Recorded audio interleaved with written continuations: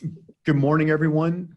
My name is Joshua Stuckey. I am the Interim Director of the Harris County Community Services Department. Our translator today is Gamma Claudio, a case manager for the Post-Disaster Relocation and Buyout Program. Muy buenos días, soy Joshua Stuckey, el director interino del Departamento de Servicios a la Comunidad del Condado de Harris. Nuestro traductor el día de hoy es Gamma Claudio, un manejador de casos del programa de relocalización posterior a desastres y compra. Today, you will hear us mention the name of that program numerous times, the Post-Disaster Relocation and Buyout Program. Hoy nos van a escuchar decir ese nombre en varias ocasiones, el programa de relocalización posterior a desastres y compra. It's important the name is understood as you receive your letters and correspondence from us for the program, and as you reach out to us, let us know that you have received notification from that program. Es importante entender el nombre porque ese nombre está en las cartas que se han recibido y la correspondencia que se ha enviado del programa, y por favor cuando se comunique con nosotros déjenos saber si ha recibido la correspondencia. All right. So welcome to the Precinct 1 and 2 Town Hall meeting for this program. Thank you for joining us this morning. Bienvenidos a la reunión del Precinto 1 y 2 de Ayuntamiento Público para este programa. Gracias por acompañarnos en esta mañana. We'll be recording this meeting, so we ask that you please mute your phones and digital devices so that we don't get background noise. Vamos a estar grabando esta reunión, así que le pedimos por favor que ponga sus teléfonos y dispositivos digitales en modo de silencio para que no tengamos ruido de fondo. If you're using a telephone with no mute button, please press *6 to mute yourself.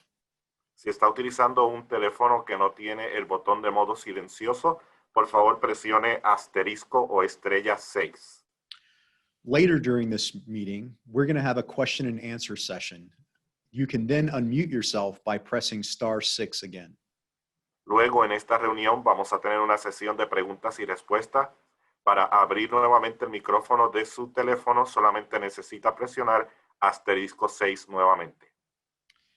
If you're on your computer or other mobile device, at parts during this meeting, you're going to have the ability to text into the chat room questions at any point during the meeting.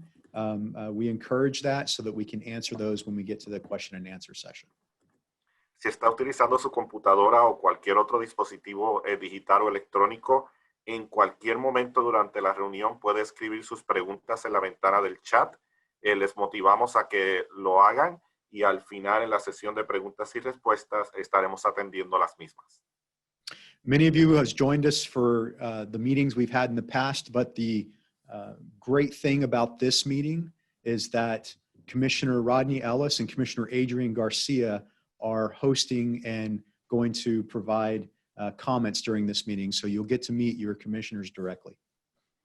Muchos de ustedes han estado en reuniones con nosotros en las reuniones anteriores, pero lo interesante de esta reunión es que esta reunión ha sido programada por los comisionados, el comisionado Rodney Ellis y el comisionado Adrián García, quienes estarán haciendo comentarios, estarán involucrándose en la reunión y podrán llegar también a conocerlos a ellos a través de esta reunión. Commissioners, I greatly appreciate the ability to talk with your constituents and to serve them better. Thank you so much for being here today. Comisionados, agradecemos la oportunidad de poder hablar e interactuar con sus constituyentes para poder servirles mejor. Muchas gracias por estar aquí, por esta oportunidad. So before we begin discussions about the county's post-disaster relocation and buyout program, I would like to introduce first to speak with us, Commissioner Adrian Garcia. Y antes de comenzar con ningún tipo de conversación acerca del programa de relocalización después del desastre y compra, me gustaría darle la oportunidad a los comisionados de que compartan unas palabras con nosotros. Vamos a comenzar con el comisionado Adrián García. Thank you, Josh. Buenos días a todos. Gracias, and good morning to everyone. It is a pleasure to be here with you today. I am honored to be with you with my colleague, Commissioner Rodney Ellis. This area of the community is so close to both of our precincts. This is why we wanted to do this together, because we don't need you to figure out where you're at. We just want to make sure that you are properly served. Also, I want to make sure that the program that we'll be describing is one that you understand, that you be assured that it will be done fairly, that it will be done at market value, so that you will understand how to participate and what will need to happen through this particular process. And also, let me just say that it is not exciting, obviously, for some of you, that this is a conversation that we have to have. However, it is also very important for us to make sure that we're doing everything possible to get you out of harm's way because of the challenges that we have in Harris County as a whole related to chronic flooding. Buenos días y gracias a todos. Le quiero dar las gracias a mi colega, el comisionado Rodney Ellis.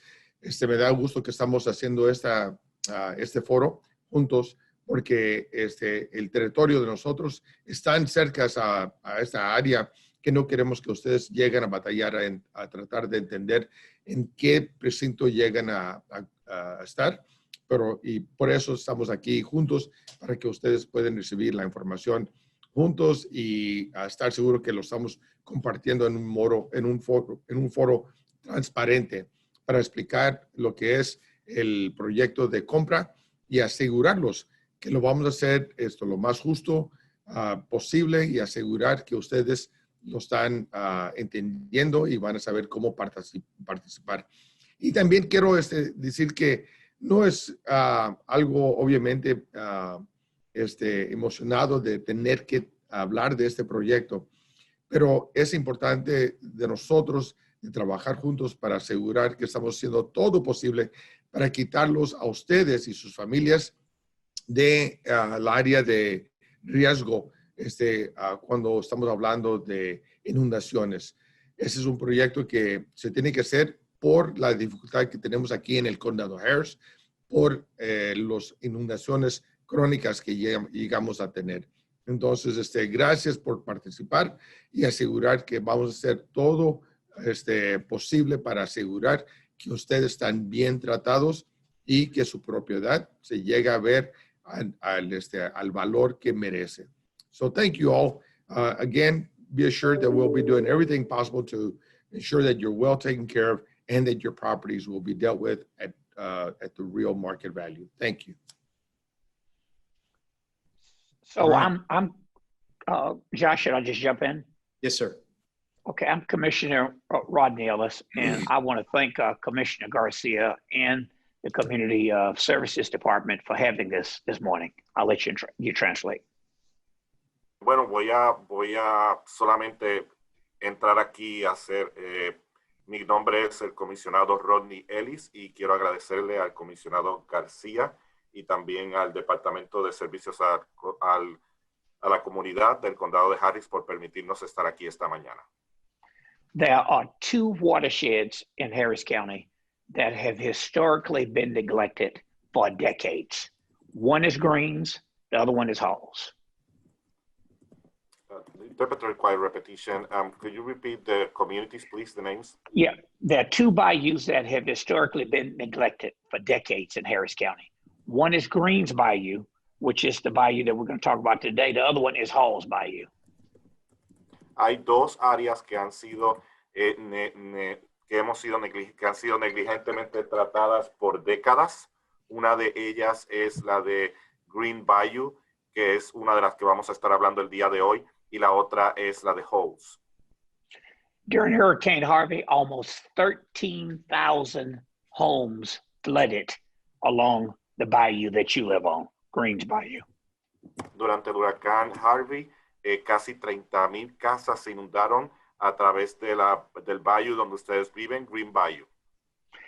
That is why we fought very hard to include equity language on the ballot for that $2.5 billion financing package to do something after Harvey. Por eso pensamos mucho acerca del lenguaje de equidad en el paquete de Harvey de 2.5 millones para esa área. Precinct 1, my office led that effort to put that equity language on the ballot, but we would not have brought it to fruition, to reality, without Commissioner Garcia and Judge Lena Hidalgo. El precinto 1, dirigido por esta oficina, dirigió ese esfuerzo, pero no se hubiera podido lograr sin la cooperación y ayuda del comisionado García. When I was by myself just pushing for broad equity language, I had no idea how we would define equity. But once Hidalgo and Garcia came to Commissioner's Court, the three of us crafted the language and approved the language that leads to us being able to do something about flooding in your neighborhood. Cuando yo estaba intentando ese lenguaje de igualdad solo, no pude lograr mucho, pero cuando Hidalgo y García llegaron a la Corte de Comisionados, los tres juntos pudimos trabajar en un lenguaje de igualdad para que se pudiera hacer algo referente a las inundaciones en su área. Adrian Garcia and I got on this call with you today because we know there are challenges with communicating with people in this neighborhood. There's been a low response rate to proposals to buy some houses out and give you a fair price for selling your home. El comisionado Adrián García y yo estamos en esta llamada con usted porque sabemos las dificultades y las complicaciones que pueden haber en comunicar programas como estos y la baja respuesta que propuestas como estas pueden tener para comprar casas en el valor justo del mercado. We know there's a lot of fear, a lot of anxiety. We're going to be here to answer your questions, to make this process as seamless as possible, to get you the very best deal that anybody could get for you. Sabemos que hay miedo, que hay ansiedad, pero estamos aquí en esta reunión para responder sus preguntas y asegurarnos que reciban el mejor acuerdo o el mejor trato posible dentro de este proceso. There are maybe 2 hurricanes that we know about that might collide and hit our region sometime soon. We want to make sure that going forward, we protect this neighborhood. Hay ahora mismo 2 huracanes que se podrían unir e impactar nuestras zonas próximamente.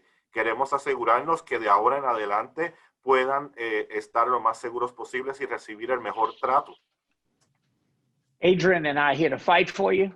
We're going to go through the rest of the presentation. We're going to be on the line. We're going to answer questions.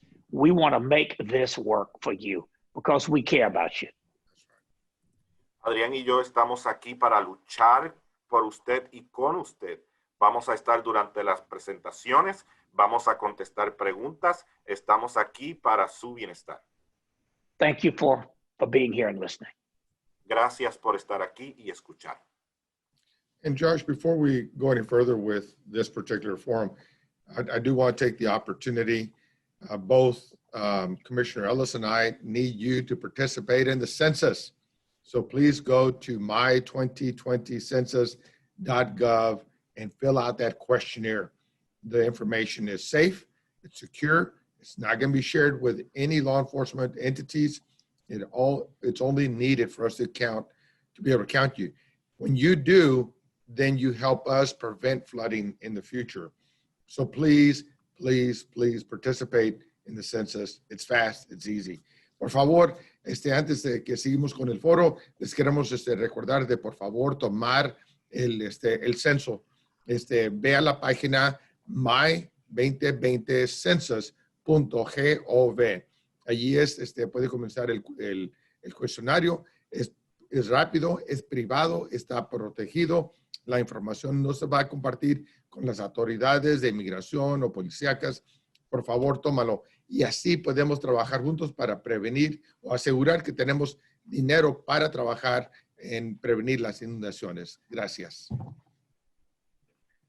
Thank you, Commissioner Garcia, and thank you so much, Commissioner Ellis, for your words to the community. We're going to have a short presentation, which will be provided in English and Spanish. and it will be followed with question and answer session. The way this meeting will work is we will divide based off of the language preference for the presentation. Then when we will reunite, we'll reunite back in this room for questions and answers. Please stay in this room if you want the presentation in English. There's no action that is required. We will begin shortly, but first, I want to turn it over to Gamma so he can explain in Spanish and let folks know how to get over to the Spanish room if that's their preference. Gracias al comisionado García y al comisionado Ellis. Vamos a tener una presentación corta que se va a proveer en inglés y en español. Y luego de esta presentación vamos a tener un periodo de preguntas y respuestas. La manera en la que va a trabajar es que nos vamos a dividir basados en nuestra preferencia de idioma para la presentación y luego nos vamos a unir nuevamente en esta sala para las preguntas y los comentarios. Por favor, quédese en esta sala si quiere la presentación en inglés. Si quiere la presentación en inglés, nuevamente repito, no tiene que hacer nada, solamente quédese en esta sala. Ahora voy a dar unas instrucciones acerca de cómo poder conectarse en la sala que va a ser en español. Como pueden ver en la pantalla, tenemos el slide que da las instrucciones, así que simplemente voy a ir sobre ellas. Usted abre la ventana del chat. Hay una burbujita en la parte de abajo que es como cuando vemos las cómicas que dice chat. Usted presiona ahí y va a ver en el chat el enlace para la sala que va a ser en español. Le voy a pedir a nuestro equipo técnico que por favor vuelva a publicar el enlace. Muchas gracias. Una vez presione el enlace, le va a preguntar si desea irse de la reunión. Dígale que sí, presione yes. Luego esto va a volver a abrir la aplicación de Zoom y ahí le dará clic al navegador que dice unirse a la reunión de Zoom. Join from your browser. Y de esa manera entrará a la reunión en español. Gracias, Gamma. Gamma will present the program in Spanish, so we'll say goodbye to him for a little while, and he'll take care of it for the Spanish language neighbors in the next few minutes. We'll be back with everyone shortly. Our English presenter is Kathy Phillips, the on-site program manager for the Post-Disaster Relocation and Buyout program. Please welcome Kathy. Kathy, take it away. Good morning, everyone. Welcome to the Public Town Hall Post-Disaster Relocation and Buyout program. We are enthused to have our two commissioners, Rodney Ellis and Adrian Garcia. Our agenda today will have a relocation and buyout program and why are we having it? How are the buyout areas selected? I'll walk through the process, as in documentation, the appraisal and offer, and the relocation process. Understanding how your relocation benefits are calculated. A little bit for our business and renters. We are going to be holding meetings separately for those information groups for the businesses and renters. And then we'll have a summary of the steps and timelines, and then we'll go back into the questions and comments. And at that point, that's when the Spanish speakers will be rejoining our program. So we have repetitive flooding. For over 40 years, each buyout area has flooded an average of 12 or more times. Harvey help is insufficient. As we have found out, assistance to buyout and the buyout area owners, the FEMA assistance was $4,277. Flood insurance was $3,130, and the average received for home repairs was $7,407 total. So how far really does $7,400 go in repairing your home after a flood? We know it doesn't. Flood insurance is becoming our largest housing cost. FEMA and HUD, if you ever receive federal help, you must maintain flood insurance or never be eligible for future disaster assistance. The National Flood Insurance Program has approximately $5,000 in repetitively flooded areas. How were the buyout areas selected? First of all, if they were in the flood. Hey, Kathy, if you don't mind real quick, I also want to touch on that same fact on the flood insurance. If you go back a slide. Folks, I know I've touched on this if you've been in the other before, but FEMA in 2021 is coming out with risk rating 2.0. And that should come out in 2021, and it will affect our region. So that approximately $5,000 in repetitive flooded areas is going to go up. And they held it back this year, obviously probably for the election purposes, but next year that will be something that is going to make it even less affordable in the future. Thank you, Josh. Again, how are they selected? If you're in the floodway, that is the area where the floodwater is most deepest, fastest, and most dangerous. If it's in the 10-year floodplain, those areas have a 10% or greater chance of flooding every year. And then there are those that are over 2 feet deep in the 100-year floodplain that have a 1% chance of being flooded by at least 2 feet of water every year. This is a map of the areas we have in the north part of the county, Westador, which is one parcel. We have on the southeast part of the, on the San Jacinto River, what's called Highland Shores. And then the central core area between I-45 and 59, we have Greens Road Mobile Home Park, Aldine Place, Allen Fields, Hall Sites, Bluebell, and Meadowview Land. So what will happen to my property? Property can be used to reduce flood and risk damage, reduce risk and damage of future floods, natural floodplain, detention ponds, parks and trails, or other flood control projects. HUD specifically prohibits any future development of the property for uses other than flood control. So once you have sold your property and we have cleared off all the structures, it will go back to natural floodplain or flood control measures. If I might, I want you to stress that again. So this is not an attempt to get your home to sell it to some developer so they can move more high-end property in.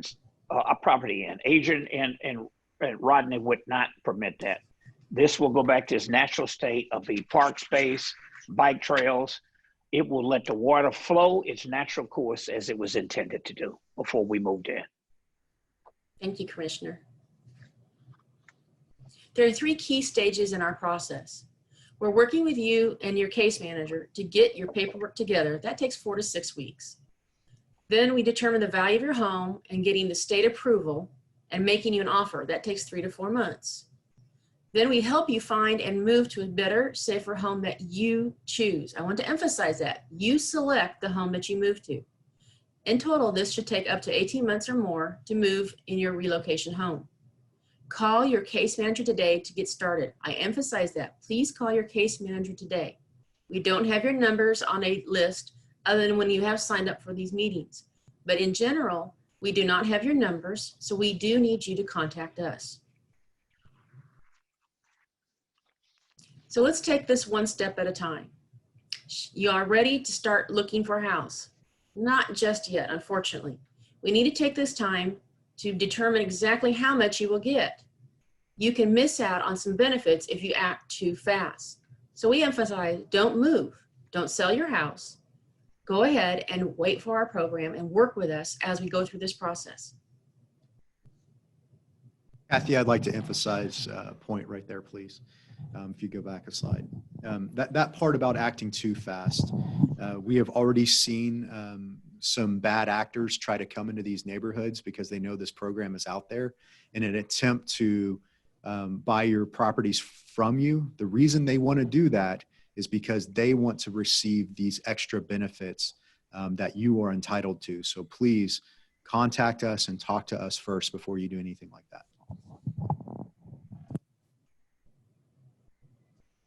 Call your case manager. Your case manager has been identified in a letter that you would have received and give you the date and time to call them. Please call them. If you've missed your appointment, please call to reschedule. They are waiting for your call. Review your specific situation. Our case manager will walk you through the process and stay with you the entire way. They'll gather documents and forms and determine your legal status. It's not considered in the buyout phase, but it is in the relocation phase to make sure you have the appropriate benefits. Understanding your needs. The goal of the first phone call is to get to know you, understand your needs, and direct you towards the best solutions. We will work with you to complete all the forms. Yes, we are the government, sorry, and there are lots of forms. Here is a sample of all the documents. It's hard to read, but it was included in the letter. And again, if you email us or call us, we can provide you with that list. So what will the county pay for your home? The appraisal determines your property value, not the HCAD value, but an appraisal. The amount is submitted to the state for approval and then to you as part of an offer package. You can appeal it if you don't think this offer is a fair price. You can accompany your appraiser to talk about improvements to your home. In fact, we encourage you to accompany your appraiser so that you can point out the benefits of your house and what makes it so unique and special to you. We do have Spanish-speaking appraisers that are available, and your case manager will walk you through it all. Our case managers are Spanish-speaking and as well as our relocation specialists. So what makes up the offer? Well, Mr. Jones purchased his property before Harvey. Therefore, we're going to value your property at the pre-flood fair market value. Ms. Ruiz purchased her property after Harvey. Therefore, we will use the current fair market value. So how do I get my money? At closing, you must pay off all mortgages and liens. What's left from your offer amount is what you walk away with. You are paid in a lump sum. So we have the offer amount less the debt on your home is the money in your pocket. What if I don't want to sell? Bottom line, do I have to sell my home? Yes, this program is mandatory, but we don't just buy your home. We put you in a comparable, safer home. And I want to stress that it is a comparable, safer home, and it's one that you choose. So relocation, how does that work? First of all, talk with your relocation specialist about what you need and what you want. Based on your situation, we'll determine what you're eligible for. We'll help you and work with you and your realtor to find a home of your choice. We'll work with your lender for financing if needed, and we'll help you move into your new home. You have up to 12 months from the offer date to choose to close on your relocation and your replacement home, and 18 months to claim all your paperwork for reimbursement. So what does the county pay for? A comparable replacement home, moving and related expenses, rental assistance payments, down payment assistance if eligible, referrals to realtors, lenders, legal assistance, and community services. We collect your income information because you may be eligible for increased benefits based upon your income. So what is a comparable home? Like your current home, in size and functionality. Say you have a 3-bedroom home on a half-acre lot. We'll look for the same in your replacement home. It has to meet decent, safe, and sanitary requirements. It has to be structurally sound, weather-tight, and in good repair. It has to be reasonably close to your job and schools, near amenities that you want. The home must be on the market and available at the time we make you an offer. Homes cannot be in a flood zone. Do I have to buy the county's comparable home? No, you choose the home you buy. The county finds homes similar to yours that are currently on the market only to determine the amount of the relocation benefits. You will need to move into a replacement home that you choose. How do I know if I can afford it? The program works to maintain your current situation or make it better. Whatever debt you had on your old home is the same as what you will have on your new home if you purchase a home for the amount of your relocation benefit. Here we have a couple of scenarios. Mrs. Rodriguez is a homeowner with no mortgage. She's been in the home for 35 years, a 3-bedroom and 1 bath. There are 4 people that live in her household. Mrs. Rodriguez, her daughter, son-in-law, and a minor grandchild. The son-in-law is undocumented, and therefore that you would only get moving costs for 3. The home was inherited from her late husband, and she has no deed. There's no mortgage, no liens, but we will verify that. The buyout offer is $50,000. We found a comparable replacement home at $150,000. So the homeowner mortgage balance was 0. The appraisal offer is $50,000. The cost of replacement home with upgrades, because we found a 3-bedroom, 2-bath, was $150,000. And the housing replacement assistance will be $100,000. Mrs. Rodriguez's Uniform Relocation Act, or URA assistance, is $100,000. And she will have zero mortgage on her new $150,000 home. Plus, because there were no 3-bedroom, 2-bath homes on the market, she will, 3-bedroom, 1-bath homes on the market, she will get an extra bathroom. That is a typo on this slide. Now we look at a homeowner with a mortgage. The Garcia family, which is an example, is in a home for 10 years. They have a 4-bedroom, 2-bath. There are 5 in the household, Mr. and Mrs. Garcia, 2 children, and Mr. Garcia's mother.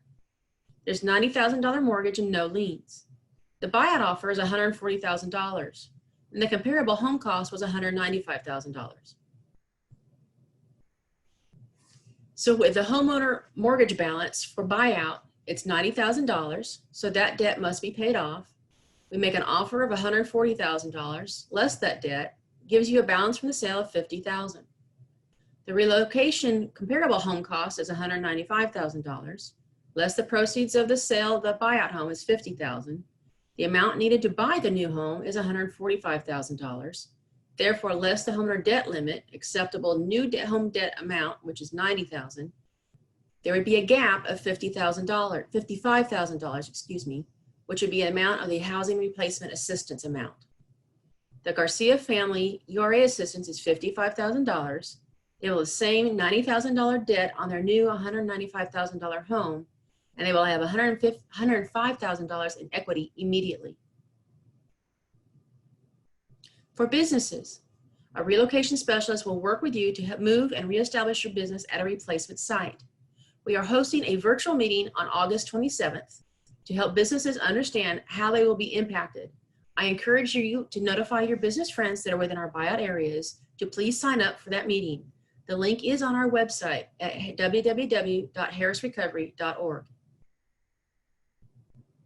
Renters, you may be eligible for relocation assistance and payments, including rental assistance payments, down payment assistance if you decide to buy instead of rent, moving and related expenses, advisory services.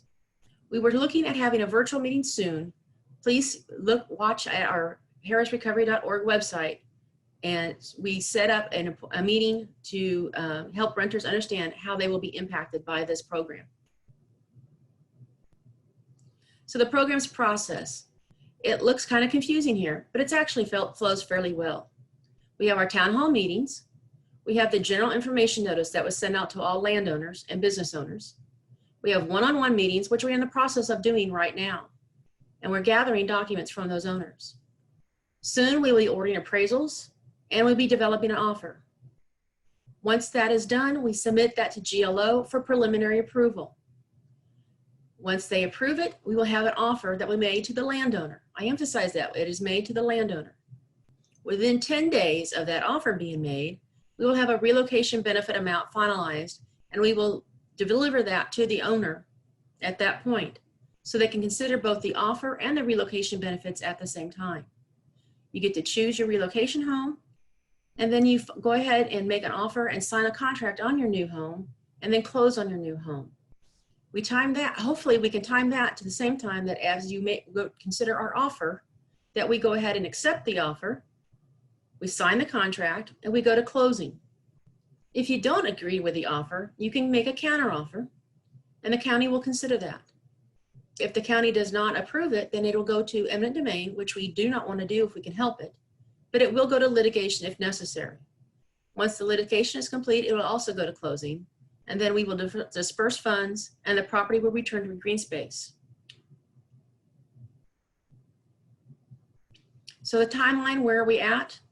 The county has met with the homeowners to gather the documents. And so we are asking you to call 832-927-4961 for an appointment. The offers will be made to all owners by December 15th, 2020. You will have 30 days from the receipt of the offer to accept or reject it. If you accept it, you'll have a minimum of 90 days from acceptance date to move out of your home. On the relocation process, you will have up to 12 months from the buyout offer date to purchase your relocation home, and you will have up to 6 months from then to, from after that to close on the documents submitted to the county. It's actually 18 months. And now we're at the point for the questions and comments. Mr. Ellis, would you like to make any additional comments? Just one. Maybe you mentioned it. You can tell I was bicycle riding this morning, so I was trying to. People in here were saying they could. I smell so awful, so I was walking around. Did you mention how many houses are in this process? No, I did not, sir. Could you or Josh? Yeah. Well, I don't know exactly the number of houses, and Josh, I think I don't have it in front of me. I know there is roughly 400 properties that are in the buyout areas, in the 8 areas. There are 4 mobile home parks that are being impacted. And we are working with each of those mobile home park owners individually to assist them in getting the word out to their tenants. And I just want to stress, you did it, but I just want to reiterate it. This is for the greater good. It is never an easy thing to do.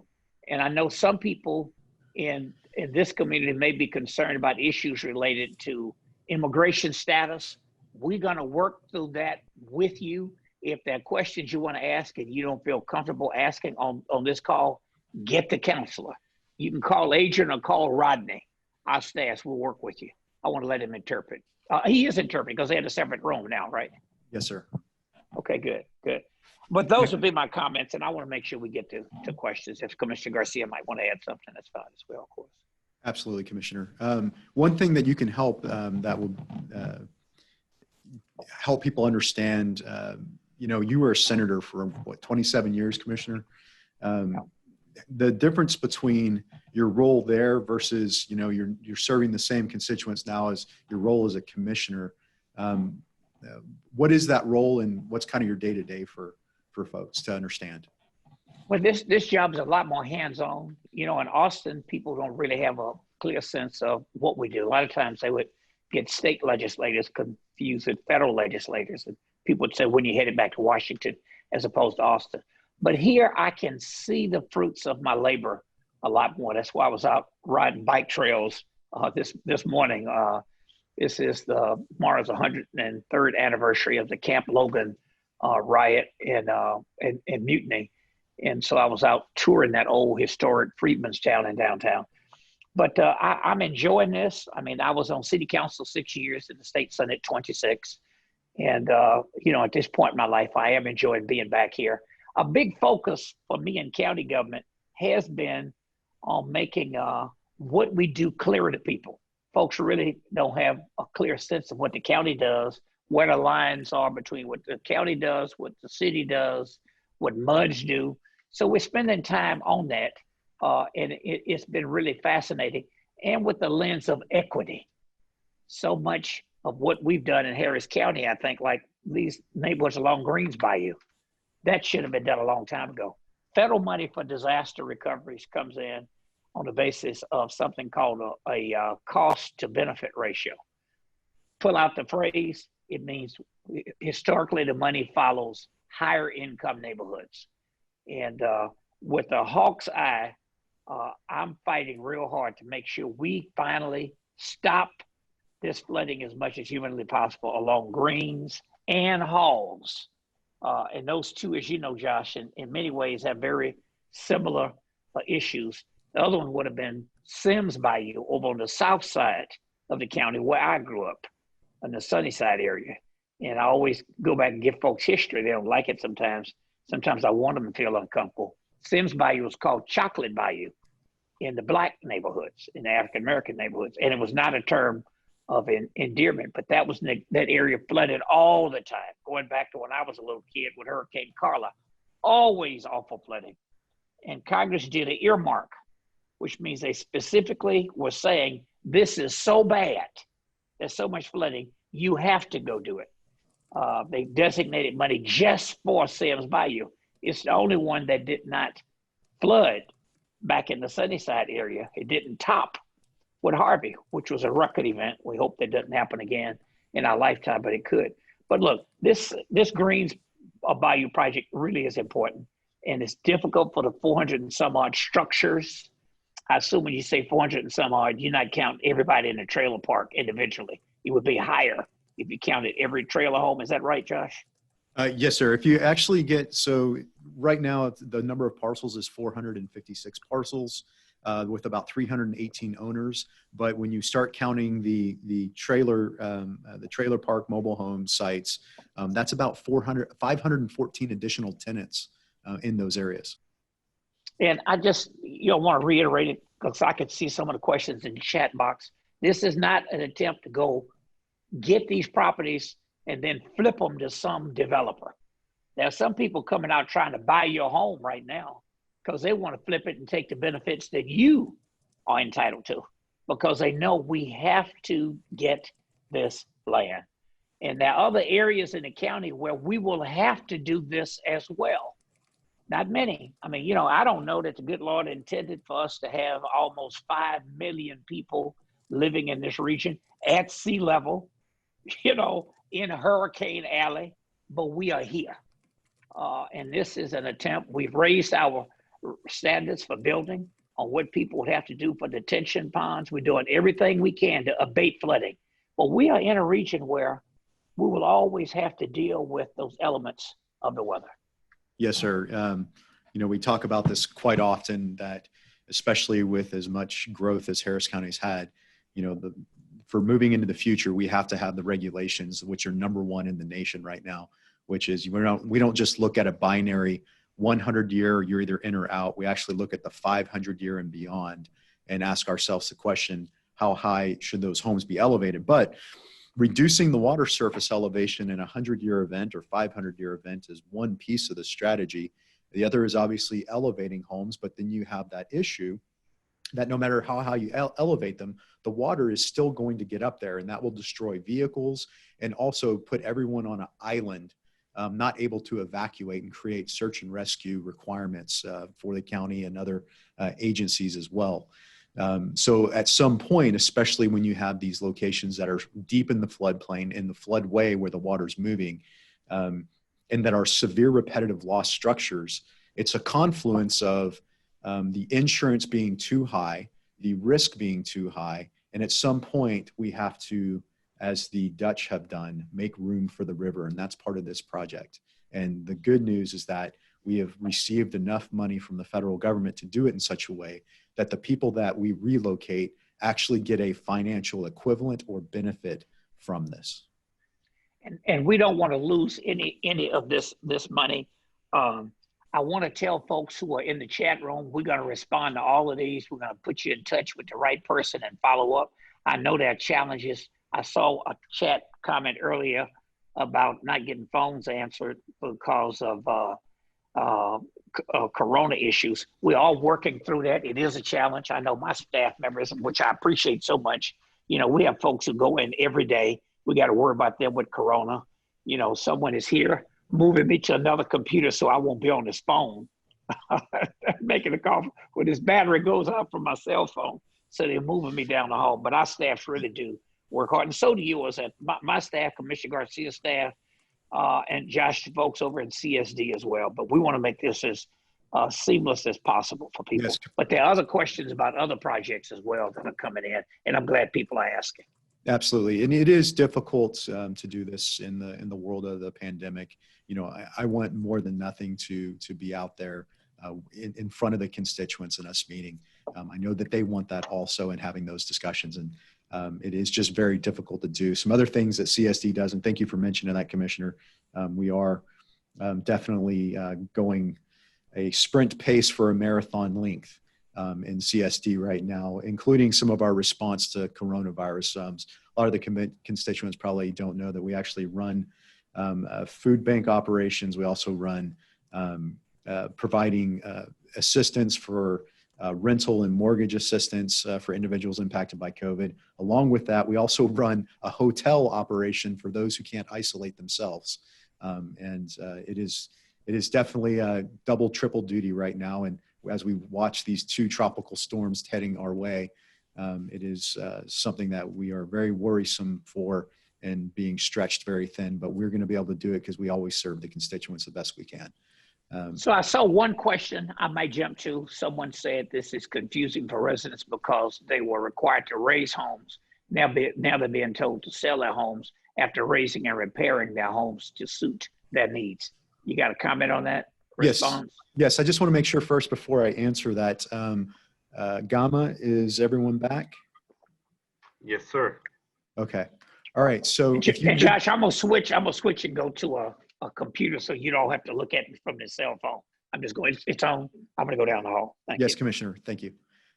So Gamma, ladies and gentlemen, welcome back to the overall chat room that we're going to go through questions and answers. We usually, the way we do this, if you haven't been on one of these before, is that we do sometimes go back and forth between a chat that is spoken and a chat, or a question that is spoken and a question in the chat room, but we try to get them in order. Gamma, go ahead.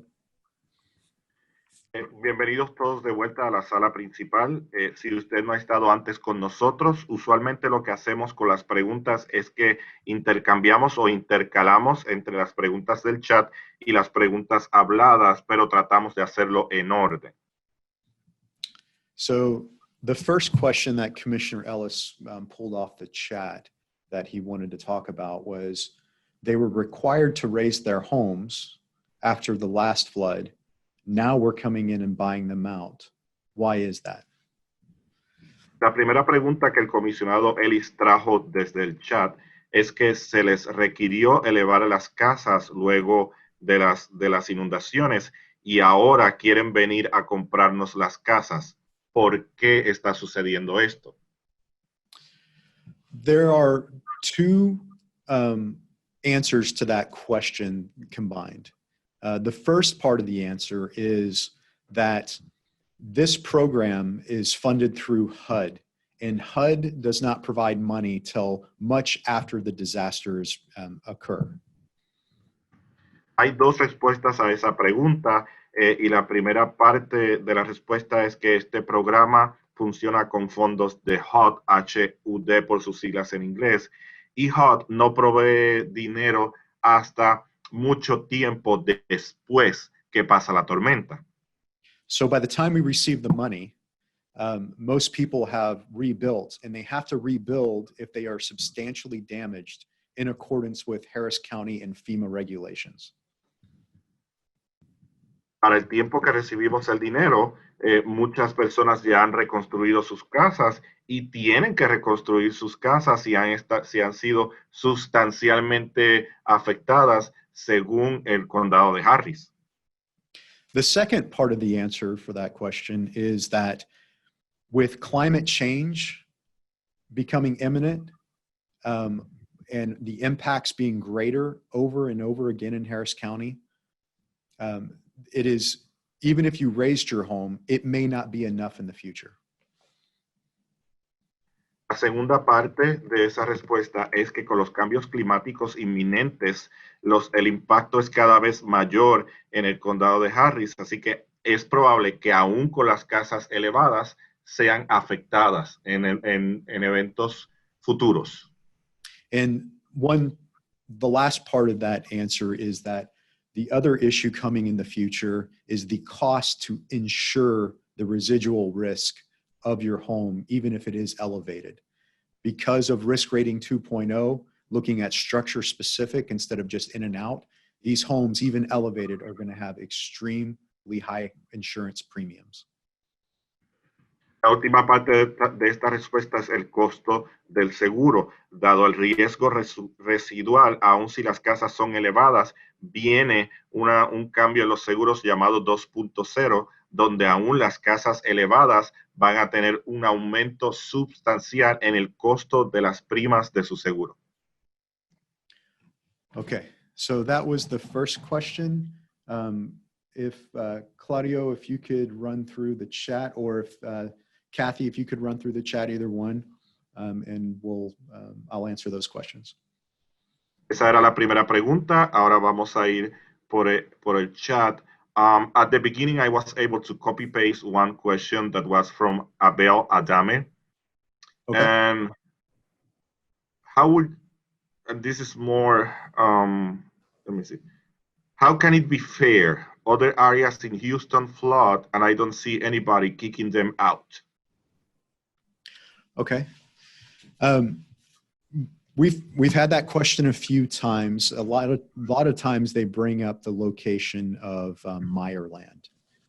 Many of those locations that aren't being bought out are within the city of Houston, and Harris County is not in charge of that program.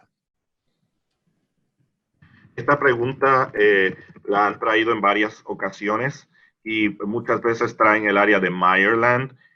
Muchos de esos vecindarios están dentro de los límites de la ciudad de Houston y el condado de Harris o los programas del condado de Harris no incluyen las áreas que están dentro de los límites de la ciudad de Houston. That being said, Harris County has already bought out 431 homes throughout the county in our efforts to make room for the river. Dicho esto, el condado de Harris ya ha comprado 431 casas dentro del área del condado tratando de hacer espacio para el río o las inundaciones. Okay, thank you. We'll get to the next one. The next question is, let me find it. I want to go at the top. It says, Woodlands, Kingwood, and other high dollar areas get flooded as well. They aren't going through this problem. Why do us middle class people have to go through this? I think we've answered that question, Josh.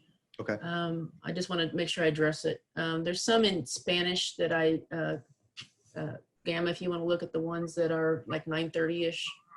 I don't know if they're... La pregunta que la señora leyó ya se respondió. Hay algunas preguntas en español que estaban desde las 9:30. I have a situation since I left the room to come back. My chat only shows from 10:22 forward. Okay. So I don't have access to those questions. Las preguntas que se realizaron entre 9:30 y 10:30, al yo hacer el cambio de sala, no tengo acceso a las mismas. Así que si usted escribió una pregunta en español entre 9:30 y 10:30, por favor, escríbala nuevamente. I just invite them to write their question again if they wrote it in Spanish from 9:30 to 10:20. Okay. This is one from our friend Shirley. CSD announced they will help residents get deeds in their names as communities identified several residents without a deed in their name. We have a resident in the process who was told she has to change the deed on her own. County office is only setting appointments for marriage licenses. How is she going to get this done? The answer to that is we need to work through that on our eligibility specialists a little bit closer. Kathy, before you Go answer ahead. that, let Gamma say it in Spanish. Oh, sorry. Thank you. Nos están diciendo que las escrituras tienen que estar en nuestro nombre y que cuando las escrituras no están en nuestro nombre, tenemos que hacer el trámite para poner el título o la escritura en nuestro nombre. Ahora, solamente se están dando citas para licencias de matrimonio. Por lo tanto, ¿cómo vamos a lograr que el título o la escritura esté a nuestro nombre?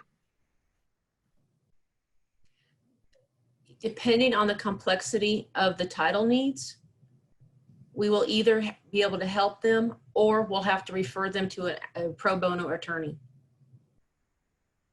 Dependiendo de la complejidad de la necesidad del cambio en el título o la escritura, nosotros podríamos ayudarlo, o si la situación es muy complicada, pues tendríamos que referirlo a un abogado o a una entidad sin fines de lucro. And Kathy, we talk about the legal services. What type of legal services do we have capabilities of?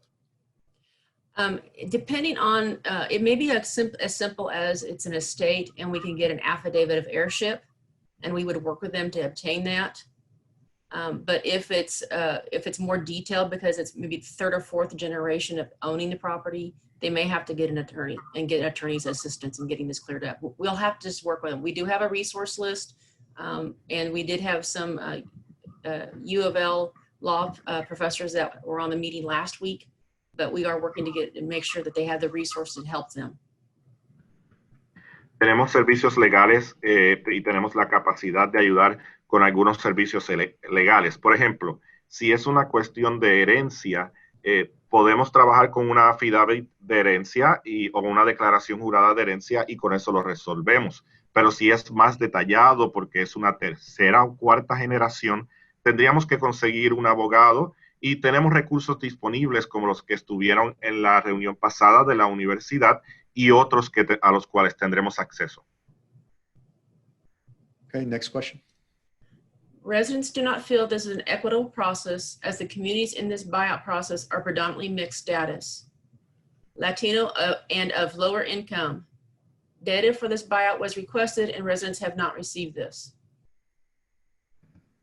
Clarification, please, on what was the last part of that? It says data for this buyout was requested. This is from our friend Shirley. Okay. Data was requested and they have not received this. ¿Cómo podemos asegurar que este proceso sea igual para todos? Porque no ha sido igual para todos. O sea, se ha estado dirigiendo a comunidades que están mezcladas entre bajo ingreso y latinos. Esas son las comunidades que se están tratando de comprar.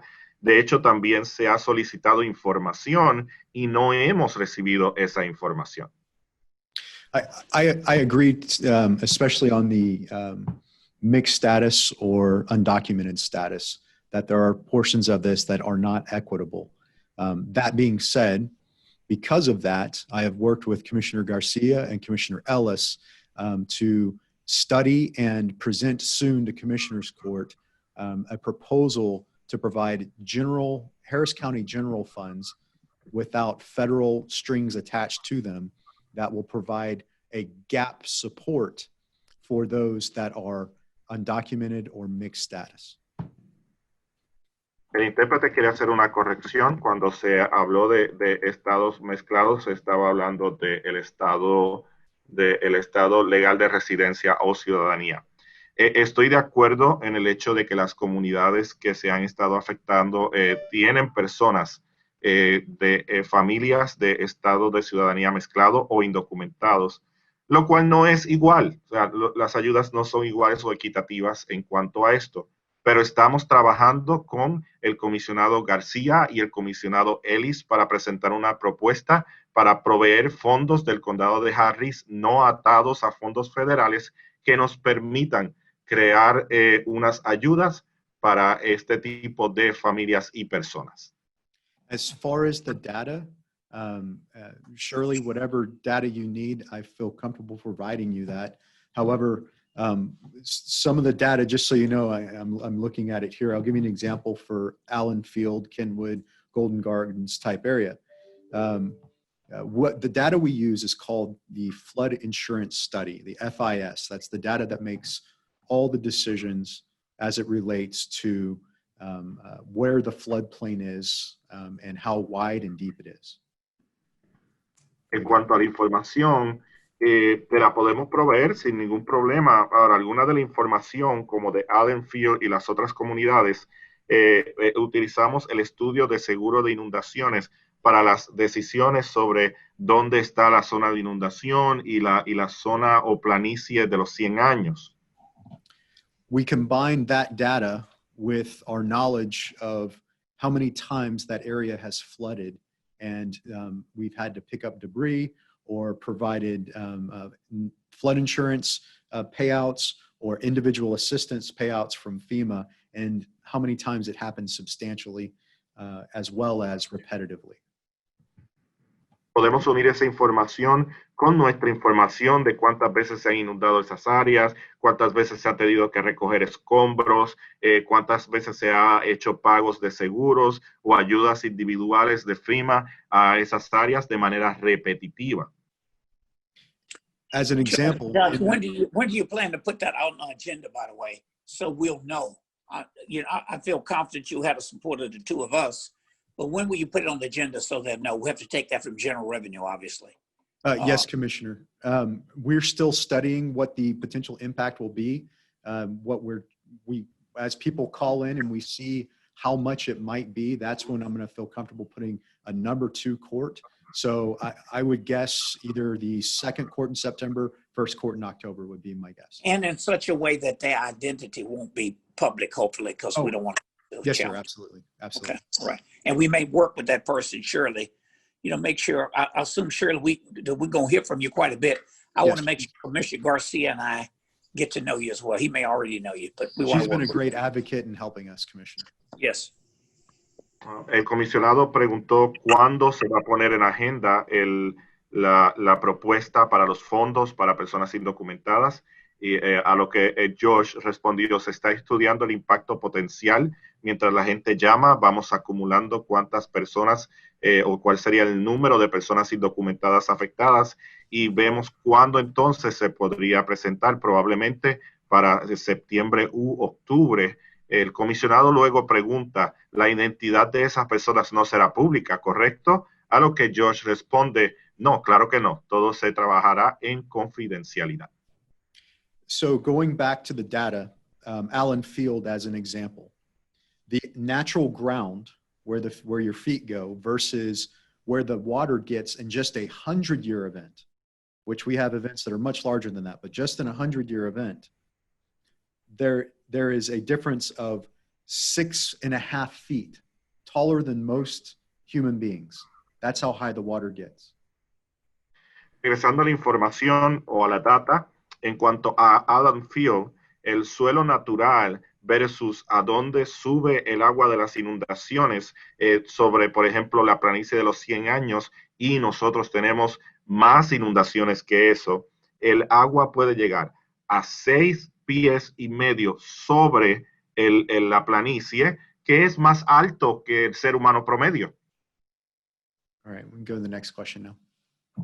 Okay. Disculpe, una pregunta, ¿puedo hablar? I'm sorry, I have a question. Can I speak?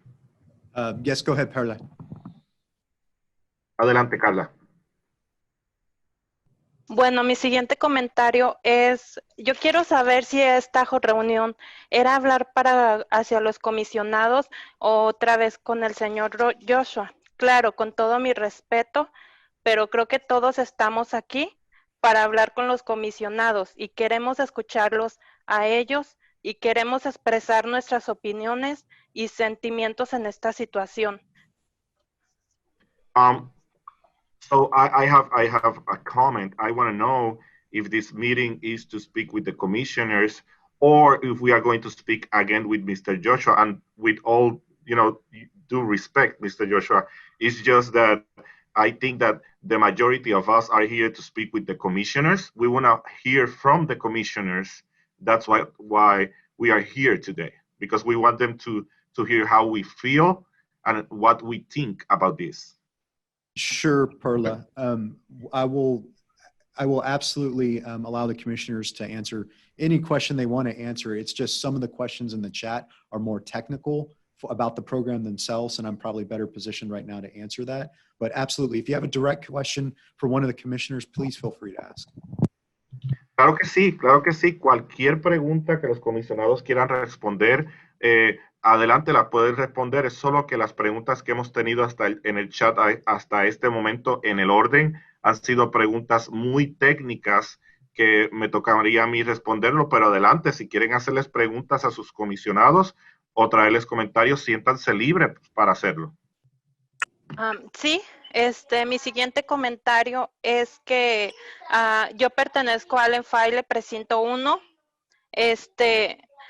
Yo en lo personal y bastante gente en mi área no queremos vender, pero queremos saber ellos cómo pueden cambiar el programa, qué es lo que pueden hacer por nosotros, porque en realidad estamos en un estrés de día a día, estamos teniendo ya problemas y queremos saber cómo nos pueden ayudar a ellos a cambiar este programa, porque no es justo, nos sentimos pisoteados, humillados y sentimos que nuestros sueños se están yendo a la basura y no queremos eso. I am from Allenfield, Precinct 1, and I don't want to sell. The truth is there's enough people here, a lot of people here that don't want to sell. And we want to know how the commissioners can change this program. What can they do for us? Because we are living in a daily stress. We feel that they are walking over us. We feel humiliated. That's the way that we feel. So how the commissioners can change this, how can they help us? So if you're in Precinct 1, this is Rodney Ellis, you will have to sell. I mean, as painful as it is, we have got to reduce the flooding and we got to improve that watershed in your neighborhood. So even if it makes you angry, look, my heart goes out for you. And I'm going to do everything I can to try and help you. But you will have to sell. If you don't sell, as I explained in the presentation, at some point, we'll have to go through the condemnation process. But we have to complete this watershed. As I stated earlier, it's been 40 years that neighborhood has been neglected. And look, I grew up not too far from a watershed out in Sunnyside. And I remember people, this was a black neighborhood, low-income black neighborhood, when they did it as a buyout maybe 25, 30 years ago. And there were people whose hearts were broken. My house was not on the bayou, but we'd go there and swim and fish. Probably why I can't swim to this day, a fear of water. I know of a young kid that drowned out there when I was a young one. But we have to do this project. So the purpose of this call is not to get on to give you false hope. It's not easy for me to just tell you the truth. But I would prefer to do that than mislead you. This process will go forward. I'm sorry I was a bit winded. So to interpret it, you got my drift. I'm going to trust your judgment to show empathy because I really do feel for people out there, but we have to do this. Pues si está en el precinto 1, yo soy Rodney Ellis, yo soy su comisionado. Y si usted está en el precinto 1, tiene que vender. Tan doloroso me es, muy doloroso tener que decirle esto, pero tiene que vender para poder mejorar su estilo de vida. Si está enojada, yo sé que van a estar enojados y estoy con ustedes. Yo voy a hacer lo posible para ayudarles, pero tienen que vender. Si no venden, en algún momento tendremos que realizar una expropiación. Pero por 40 años ese vecindario ha sido ignorado. Yo recuerdo ese vecindario hace 25 o 30 años atrás, cuando era mayormente habitado por gente de color. Mi casa no estaba directamente al lado del bayou y vivíamos con miedo al agua. O sea, personas habían muerto ahogadas en esa área. Pero tenemos que hacer este proyecto. El propósito de esta llamada no es darles falsas esperanzas. Me entristece, me lamenta mucho tener que decirles esto, pero tienen que vender. And Josh, if I could add to that, Sir. Perla, I'm going to say this in English first for everyone's sake, and then I'll translate it for Perla. This program, Commissioner Ellis and I urge the Community Services Department to work with us to do this program, this conversation, because I've seen in years past inside the city of Houston when the program was just done by the staff, and a lot of people would always were always concerned about how the process was done, and knowing that this would likely be the same concern, I wanted to ensure that we approached it much differently. And just like Commissioner Ellis said, this is we're giving you the truth, and that is difficult, but we're not going to promise you anything we can't do. We can't promise you anything that the rules will not allow us to do. But the most important thing that we can do is to ensure that you're treated fairly, that you're getting the best possible value that you can get. And then most importantly, if we do nothing, then you are in harm's way in the event of another major flood. And we just can't allow ourselves to leave you there with incredible risk, coupled with the fact that if your home gets flooded again, you may not be able to get any resources from us, from your insurance, from anyone to help you rebuild. So this is, unfortunately, we don't want flooding any more than you do, but we are doing the best possible thing that we can do with the resources that we have, and then making sure that we try to do our best to help you relocate in an area that you feel comfortable and that you have a home similar to where you're at. Perla, te quiero dar las gracias y como dijo el comisionado Ellis, esto es difícil, pero te estamos dando toda la verdad. No te queremos prometer que podemos hacer algo que no se puede hacer. No te queremos prometer algo que las reglas no nos permiten hacer. Entonces, estamos aquí para asegurar que están recibiendo el mejor, todo el apoyo y el mejor valor por su propiedad y asegurar que todo se está haciendo transparente con con el promeso de asegurar que le estamos dando toda la información, contestando sus preguntas, sus dudas, sus preocupaciones y sus quejas. Pero eso es nuestro esfuerzo para asegurar que, como yo lo he visto hecho dentro de la ciudad de Houston en años pasados, se ha hecho por los ingenieros o los trabajadores, pero yo y el comisionado Ellis estuvimos de acuerdo que es importante de estar aquí con ustedes y hablar de esto, explicarles todo, pero darles toda la verdad según en lo que tenemos que trabajar y cumplir. Porque la meta es muy sencilla, porque la área llega a inundarse regularmente y si se llega a inundar nuevamente, no vas a poder recibir recursos por parte del condado, el gobierno federal, para su seguro, para poder arreglar su casa. Entonces, dejándolo allí no es desafortunadamente una opción que tenemos, porque te pone a riesgo a usted, su familia, sus vidas. Entonces, estamos obligados para hacer algo y esto es nuestro esfuerzo para asegurar que están recibiendo todo el apoyo, toda la información y el mejor valor por su hogar y ayudarles a reubicar en una área donde usted está contento. Por lo tanto, gracias. Thank you, Commissioner Perdón, Garcia. este es mi último comentario. Hay otras leyes que han sido bloqueadas o canceladas. También muchas cosas de las que nos están hablando de muertes y $35,000 por cada familia que repartió FEMA. Y también que ha habido mucho problema en mi área, es mentira. Tengo conocidos aquí de 40 años, mis vecinos 60 años viviendo aquí y hasta ahorita nadie ha fallecido en esta área. A nadie le dieron $35,000 para reparar su casa. Y otra cosa también, a nuestras casas no están dejando ponerles nosotros el valor. Ustedes lo están decidiendo.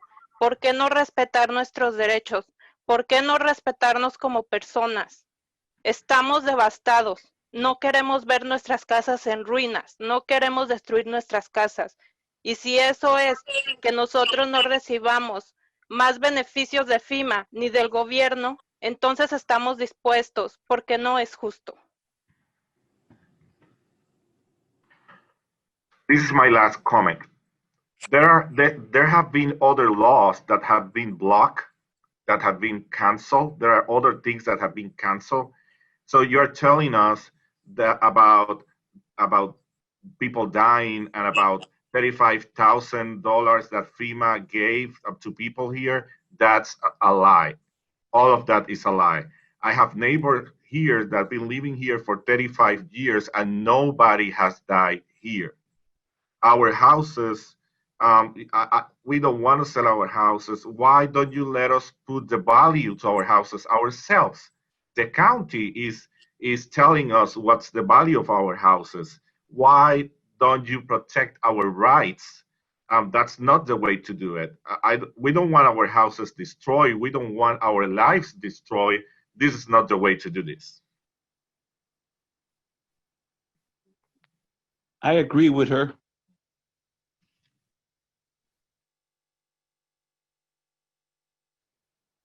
I'm sorry, who was that? I agree with her. Listen, how y'all doing for having the meeting? My name is Abel Adame, and I'd like to say that on the day of Hurricane Henry, correct? Harvey. The 100-year flood, Harvey, on the day of the Hurricane Harvey, we had that major flood. It's supposed to be the 100-year flood. My house didn't get flooded. It was at one time I got flooded, and I followed the FEMA's rules and regulations in Harris County. I had my house raised up, and when it came, guess what? It stood the test of time. It stood the flood. And I just want to say, man, I love it here.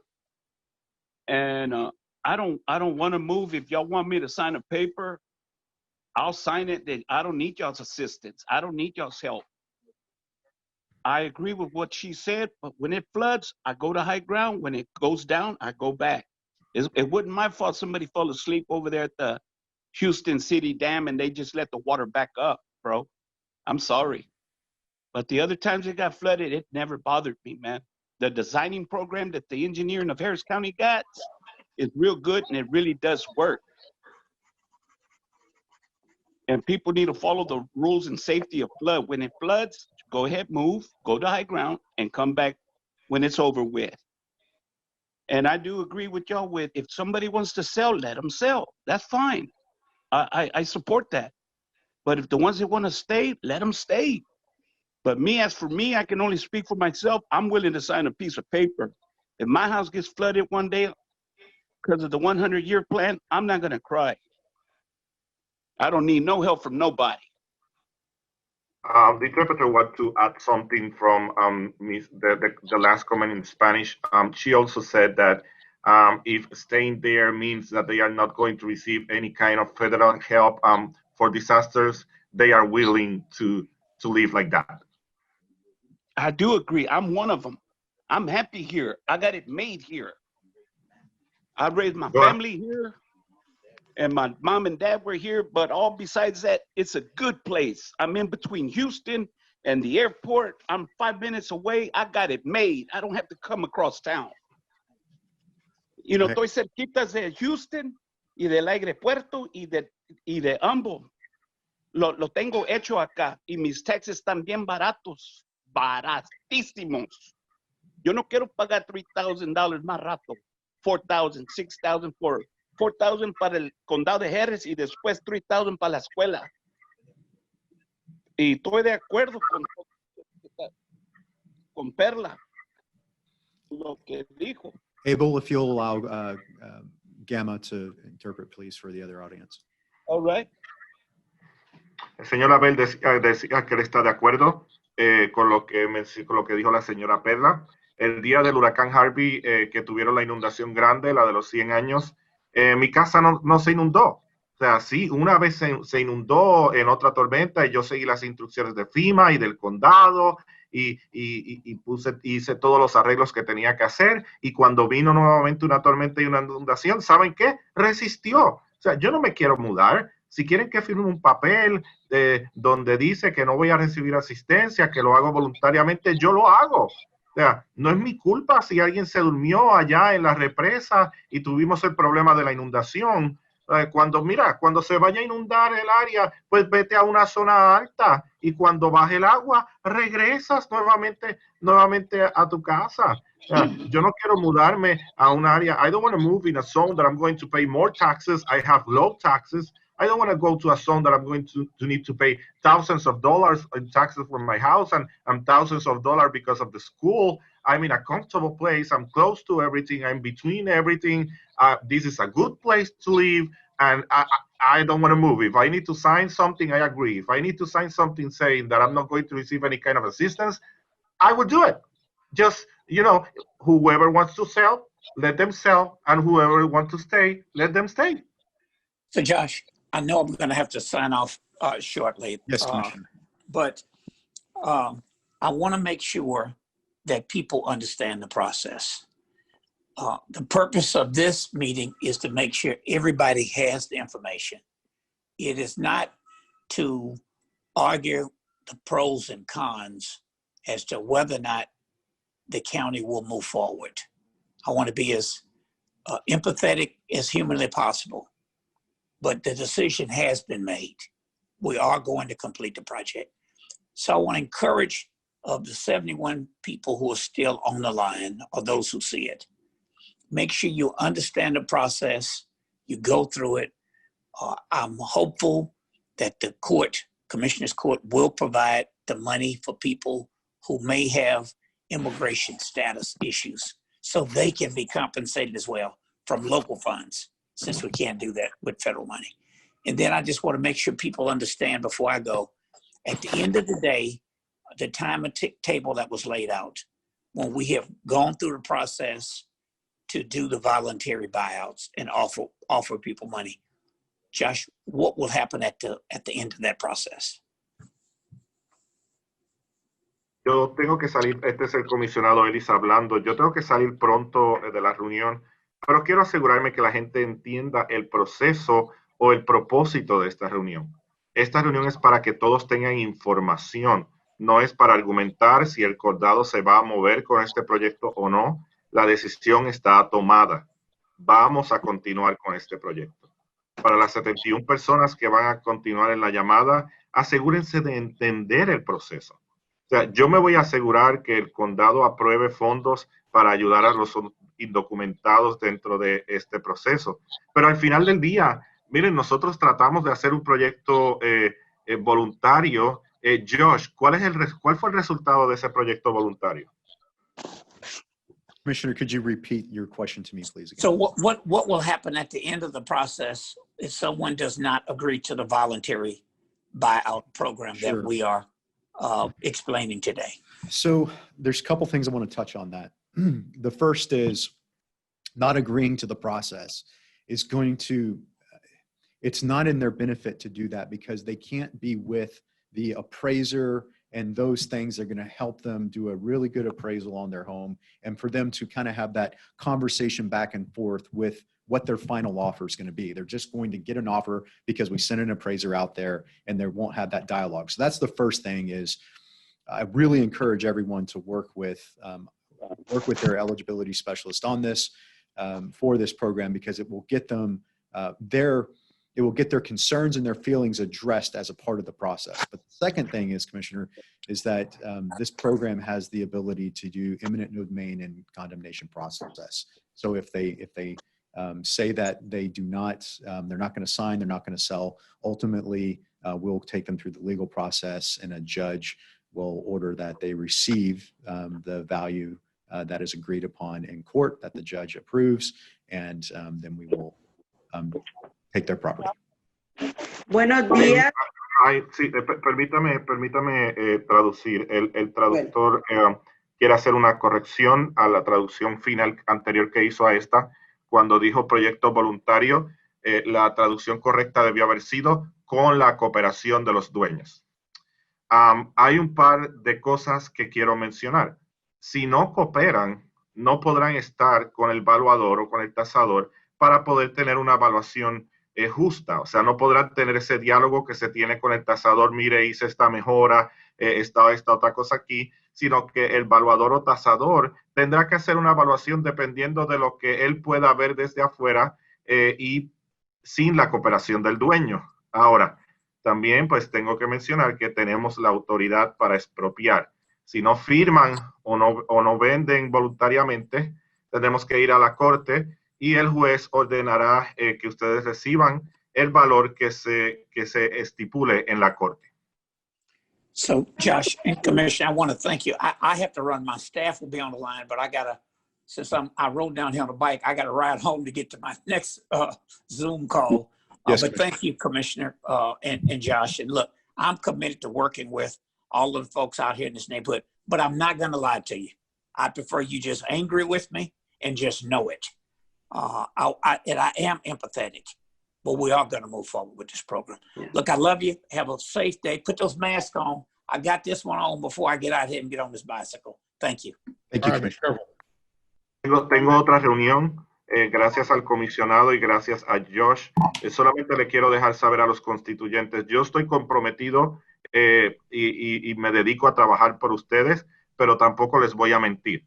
O sea, yo realmente siento por lo que están pasando, pero no prefiero decirles la verdad directamente. Así que los aprecio a todos y que tengan un buen día. Buenos días. Yo tengo una pregunta y Quería saludar a los comisionados, darles las gracias, Adrián García. Bueno, yo no estoy, creo, en su área. Nosotros estamos en el área de Aldin, Castlewood, es el neighborhood. Y nosotros aplicamos, mi pregunta es esta, aplicamos para a este programa para levantar las casas. Harris County ya tiene toda nuestra información. Entonces, ahora mi pregunta es, ¿yo tendría que volver a aplicar de nuevo, mandar otra nueva información para esto de cash out? ¿O cuál sería un nuevo proceso? Y si esta área de Castlewood está aplicando o es voluntario o es obligatorio vender las casas. Estamos aquí un poco confundidos con esto. Si nos pueden aclarar, y muchas gracias, muchas bendiciones. Adrián García, le amamos. Bendiciones. Gracias, igualmente, Guadalupe. Gracias por su pregunta. Josh, real quickly, because she's, and I've heard this question a couple of times before, that she's originally applied for the program to help raise her home. And she's in the Castlewood area, which is in the north region right there by the Lauder Basin project that's being done. And so she's applied to raise her home, and now the buyout is coming in. So is the Raising Home program being eliminated for the buyout? Yes, Commissioner. For the areas that are in the mandatory buyout program, the Raising the Home is now being eliminated. The interpreter would like to add, she was also asking, would she need to send all the documentation again, or we have some kind of system where we are going to receive the documentation that they already sent for the elevation program? Yeah, so Guadalupe, if you could make sure you tell your eligibility specialist that you've already submitted some of the documentation, and then I will make sure that they look at that documentation versus what else is needed, because this program is a bit different. There's a lot more things with ownership that we need to understand, but we want to keep it as easy on you as possible. If you've already done a lot of the work should be on our side. Señora Guadalupe, para las áreas que están en el programa de compra, el programa de elevación ha sido oficialmente cancelado, pero asegúrese de dejarle saber a el especialista en elegibilidad que ya usted sometió ese papeleo para ese programa. Entonces, trataremos de obtener ese papeleo previo, pero aún así los programas son un poco diferentes, así que puede ser que se lo solicite un par de documentos adicionales. Pero asegúrese de dejarle saber a su especialista en elegibilidad que ya sometió esos papeles para el otro programa. Entonces, me está diciendo que este programa está totalmente cancelado en nuestra área, Castlewood. So you're telling me that this program is canceled for Castlewood? Castlewood is not in our program. That's not one of the neighborhoods in this program. So I think she's referencing another program, perhaps. Yeah, so Guadalupe, if you are in Castlewood, that is not part of the mandatory buyout location. So, okay, all right, good, you understood. Okay. No es. So Castlewood no es parte del programa mandatorio de compra. Okay, Josh, we've got quite a few questions. I'm seeing comments from the Coalition for Environmental Quality and Resilience. So real quick before we get there, Sure. before we get Okay, go for it. Questions. Commissioner Garcia, I know your calendar is very, very tight. I wanted to do a couple things here.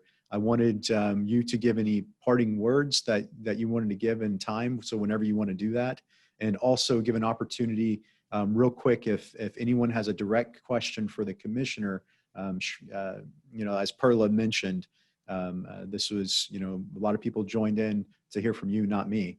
And I want to be cognizant of your time, Commissioner. So if you had any words and if anyone had any follow-up questions, if you could please, staff, look through the chat questions, see if anything's direct it at Commissioner Garcia for me. And Commissioner, if you have any final words, and I don't know what your timeline is, but I was told it's tight today. Good deal. Thank you, Josh. E, and let me begin by first saying thank you all for being on this call. I know that this is, these programs, when we do them, are very, very difficult. I've seen these before. They're not the welcomed approach, but obviously the challenge that we have is that we have a flat area. The water stays longer than we need it to be, and it comes more than we asked for. And then it creates a challenge for everyone involved. And then the rules are put upon us as the county or the city, and then we have to work with what we're told that we need to do.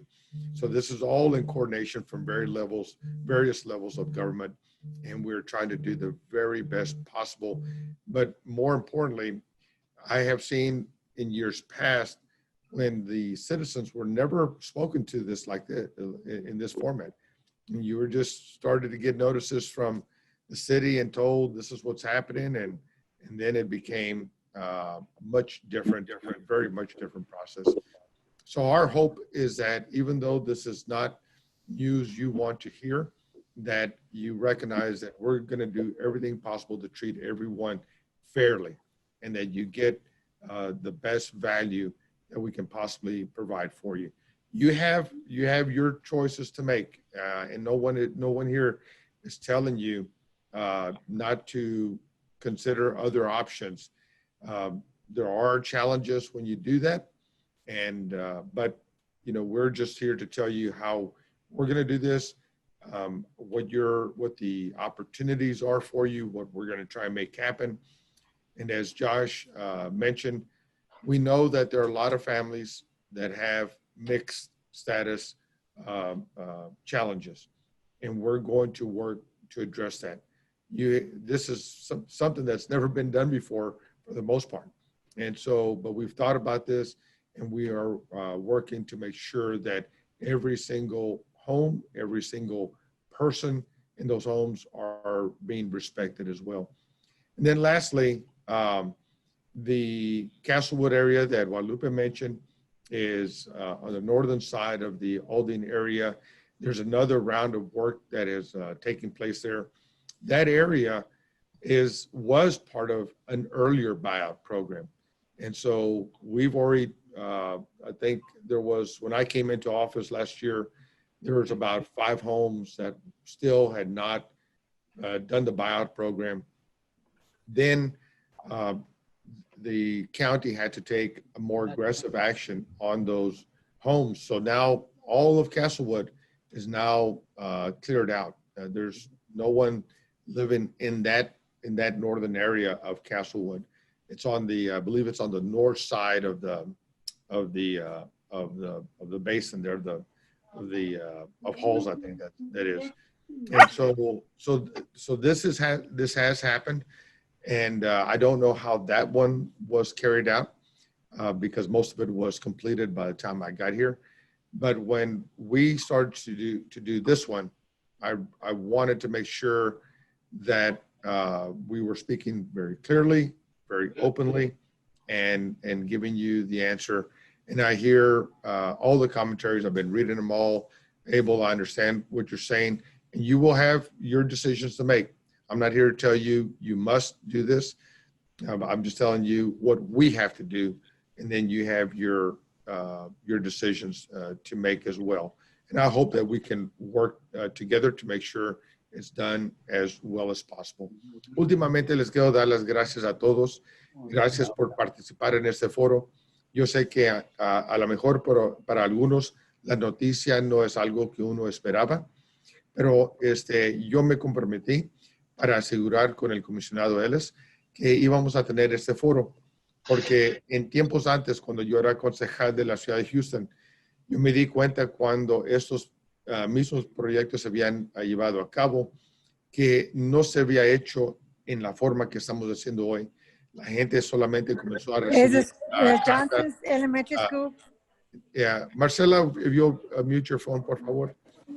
que la gente comenzó a recibir cartas por parte del gobierno. Entonces era un proceso muy difícil, muy complicado. Y yo quería asegurar que íbamos a intentar hacer mejor de lo que se había hecho en tiempos antes. La área que habló Guadalupe de Castlewood es una área que ya ha pasado por este proceso. Cuando yo entré como comisionado, yo creo que quedó como 5 casas que todavía no habían participado en el buyout. Ahora el condado tuvo que implementar otros esfuerzos para forzar actualmente que esos 5 casas se llegaran a salir del área. Ahora todo ese territorio de Castlewood que está en el norte del bayuco de Halls ya está todo comprado. Ya no hay nadie viviendo allí.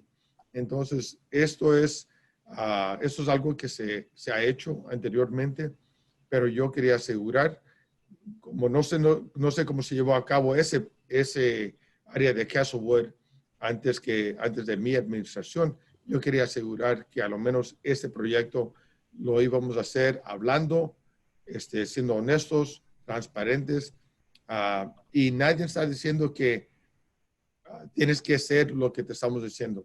Te estamos diciendo lo que el condado tiene que hacer. Ustedes tienen sus opciones.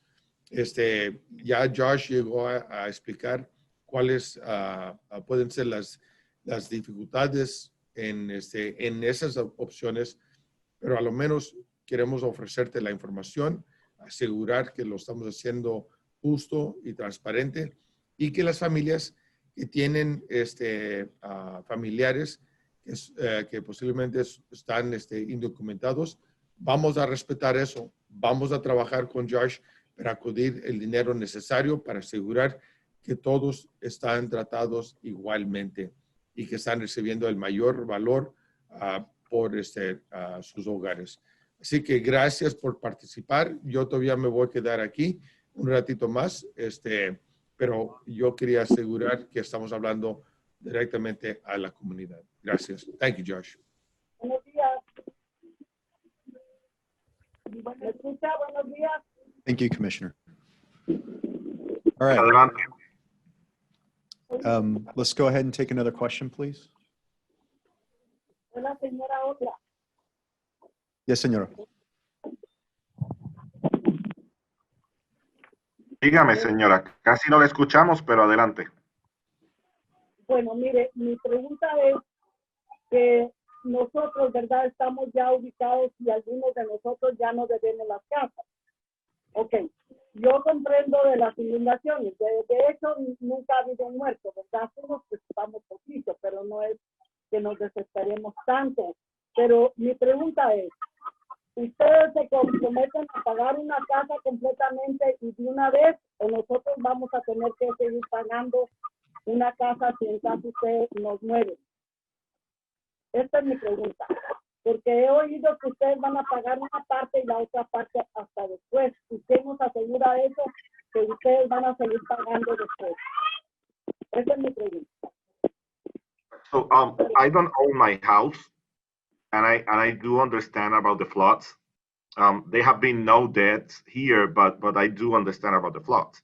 So are you going to like give me a house that I don't need to pay because I am not paying right now, and I'm worried about you giving me a house that is going to be more than what you're giving me for this house, and then you're telling me that you're going to pay later, that you're going to reimburse. But what is going to, how do I know that you're really going to pay that difference and not that you're going to let me hanging and I'm going to need to begin to make monthly payments? Yeah.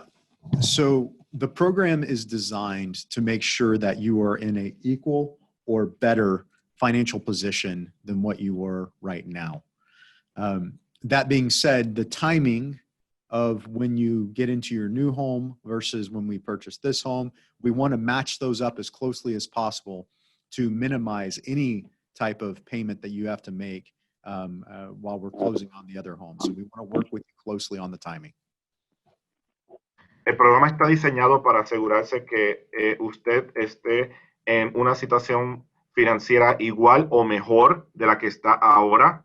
Así que queremos hacer que las transiciones sean lo más cerca posible una de la otra para que no hayan espacios o tiempos en blanco para evitar que usted tenga que hacer ningún tipo de pago. Bueno, esa es la primera pregunta. La segunda es que hay una seguridad completa que nosotros no vamos a pagar nada después de que nos muevan a una casa, porque ustedes están haciendo el precio del terreno y la casa.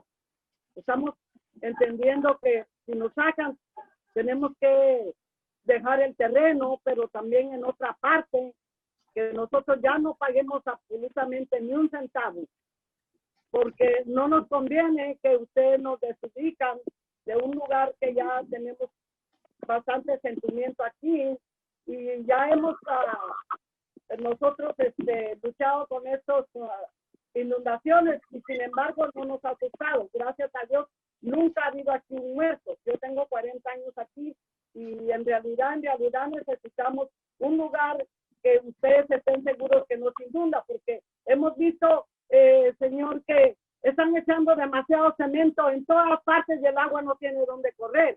Entonces, por eso es que se está inundando demasiado Houston. Yo creo que tiene que haber un grupo de personas, o yo no sé cómo trabajan ustedes o los ingenieros, pero todo lo que hacen siempre el agua va a correr donde está más bajo. ¿Y qué nos asegura eso también a nosotros? That was my first question. Now, my second question is, there needs to be a certainty that we are not going to pay anything when we move, because, okay, you're going to buy the land and the house, and there's some sentimental value here, and we just need to make sure that we are not going to pay a single cent. We have fought the floods, and there have not been deaths here. I know that we need a place where there will be no floods, that is out of the flood zone. But you know what? You are putting cement everywhere. I don't know how people work these, or the engineers or anything, but they're putting cement everywhere in Houston. So the water doesn't have a place to move. So we need to make sure that the place that we're going to live at will not be a flood zone, and that the engineers are doing a better job of designing where you're going to put cement and where not. Yes, ma'am, we absolutely agree. We want to make sure, again, that you are in an equal or better financial position for the first part of your question. For the second part of your question, Harris County has now adopted the most stringent floodplain regulations in the nation. It includes the requirement for very large detention for anything that you create for impervious cover. That's the concrete that you were talking about. All that water needs to be detained. And also, if you do any work in the floodplain, it must be mitigated up to and including the 500-year event. So I definitely appreciate those comments, and we are here in the nation as it relates to that. Sí, yo estoy de acuerdo con usted. De hecho, por eso es que el condado de Harris ahora mismo está estableciendo una de las regulaciones más fuertes de zonas de inundaciones en el país. Esto incluye lo que está mencionando acerca de la cantidad de concreto que se utiliza y dónde se pone, y por eso también estamos mitigando las zonas de 100 años de inundación más afectadas y más peligrosas. All right, Mr. Canton has obviously wants to show us something, and he's got a big question for us earlier. Mr. Canton, you can come off mute. What's your question? Yes, sir. Thank you. I just wanted to show you and Commissioner Garcia what my backyard looks like. And right next to the Texaco. Permitted. Mr. Canton, you're breaking up. Take a You're look breaking at up. it if we're scale. Try Okay, again. Mr. Canton, I've seen what you showed the backyard look like. If you want to pick up your phone and get to a place where you can describe it a little bit more without us seeing it, that's fine. I can see your fence, and then I can see the fill that looks to be at least, from my perspective, 4 or 5 feet high. Josh, his question is in the chat. Okay. It's for Commissioner Garcia. It's the property located at 2400 Aldine Bender Road. He's pointed out a developer has brought in tons of fill dirt, and it's causing flooding on Miranda Street, which is one of our buyout areas. So he is concerned that this developer isn't being purchased as well, which, looking at the map, I don't think he is. He's outside of our limit. But I don't know what the county has planned on that particular property, if they are planning on buying that or not. So his question is if their properties are bought on Miranda Street, are we buying 2400 Aldine Bender as well? It'd be unjust because he is a developer and has deep pockets, and it appears that he can do whatever he wants. Yes. Commissioner Garcia, before you answer, I would let you know that we are looking to contact Flood Control District to get this inside of our buyout area as well, to include it. The second thing is, based on that picture he showed us, I'm not sure what the permit shows, but as the previous floodplain administrator, I'm a little bit concerned with what video he just showed me, and I'm going to contact John Blunt to have him have an inspector go out there. Thank you, Josh. And Joshua, thank you for sharing the information and putting it on the chat. These are the kinds of things we do. We have one of the things that we've done, I don't want to say against developers, but what we've done to prevent the issue that Guadalupe touched on in terms of, or the other young lady, I think it was Jacqueline, had indicated that concrete's being put all over the place. One of the things that we did is that we approved the strictest development rules known as Atlas 14. And they're very, very strict rules. So if this developer is violating those rules, we can do something about that. And so we'll make sure that it is inspected by both the flood control district as well as the engineering department. So I've got a note. I see your note here, Joshua, and I'll follow up on it. So thank you.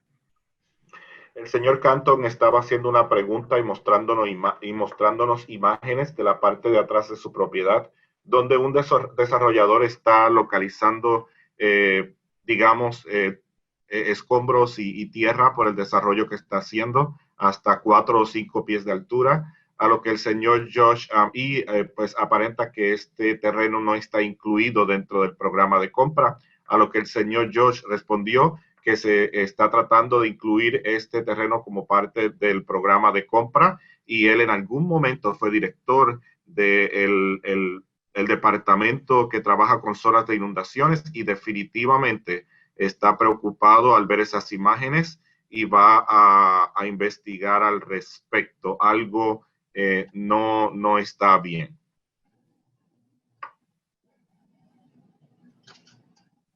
All right, thank you. I just sent an email to the county engineer and the floodplain administrator about 2400 Aldine Bender. Thank you.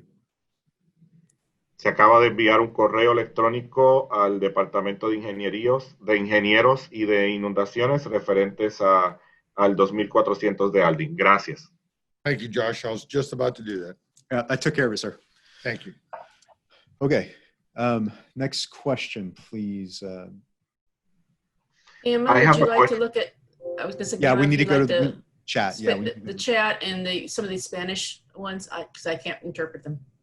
Yeah, I got here one that was done at 9:50 a.m. By the Davila family. My land is a property, it's an open property. I don't use it for residency, so I have to sell anyway? Yes, we want to purchase that property. You will have to sell that property. The thought behind that is to ensure that you don't sell that property to someone else who wants to build on it, right? You might not want to build on it now, but someone might want to in the future. We need to own that property so that we can turn it all into green space for the entire community. La pregunta fue de la familia Dávila: mi terreno es una propiedad abierta, no la tengo para residencia, aún así la tengo que vender. Y la respuesta fue, queremos comprar esa propiedad. O sea, sí, la tiene que vender, tendrá que vender esa propiedad para asegurarnos que cuando usted venda esa propiedad u otra persona adquiera esa propiedad, porque probablemente usted no quiere construir ahora, pero el próximo dueño de la propiedad quiera construir y tenemos que asegurarnos que ese terreno se mantenga como zona verde.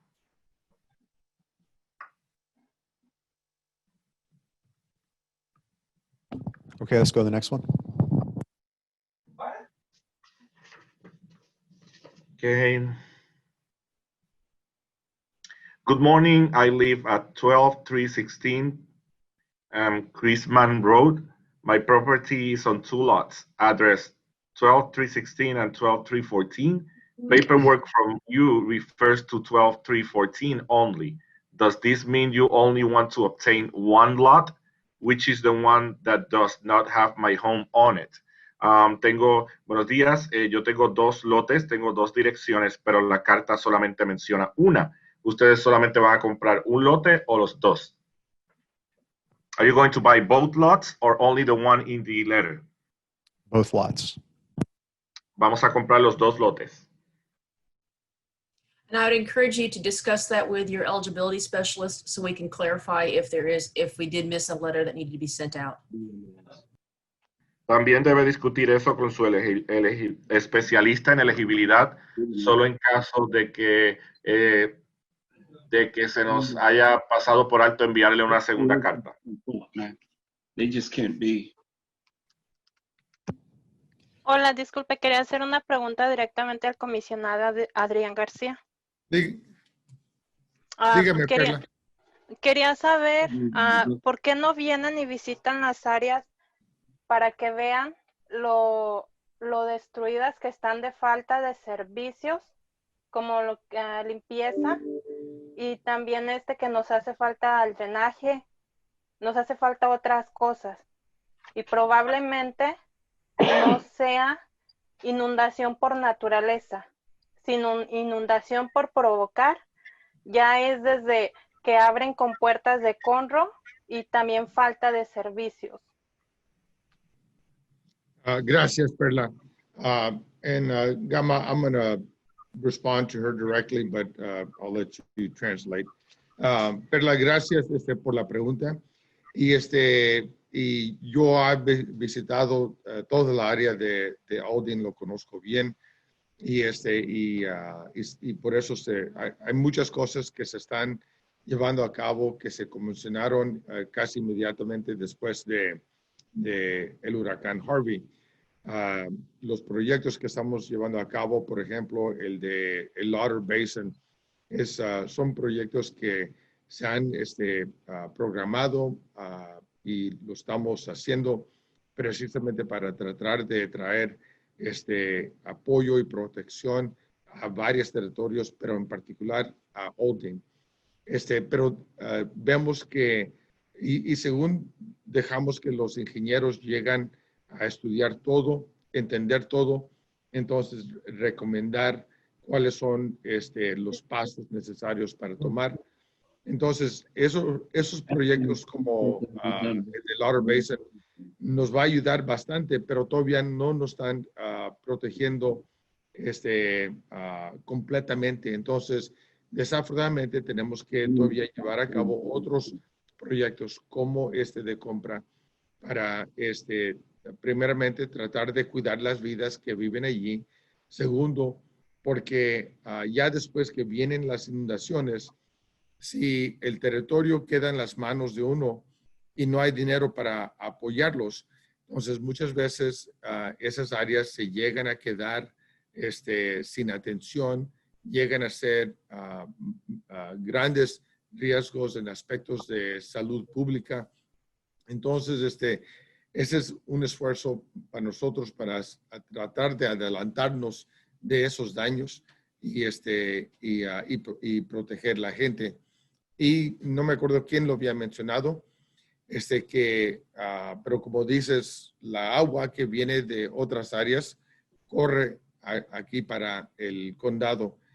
Más directamente, el precinto 2 y esta área del precinto 1 llega a recibir el 70% de la agua de otras áreas. Viene del condado Fort Bend, viene del condado Waller, viene del condado Montgomery, viene de los otros precintos del condado. Aquí en el precinto 2 llegamos a recibir el 70% del agua que corre de otras áreas.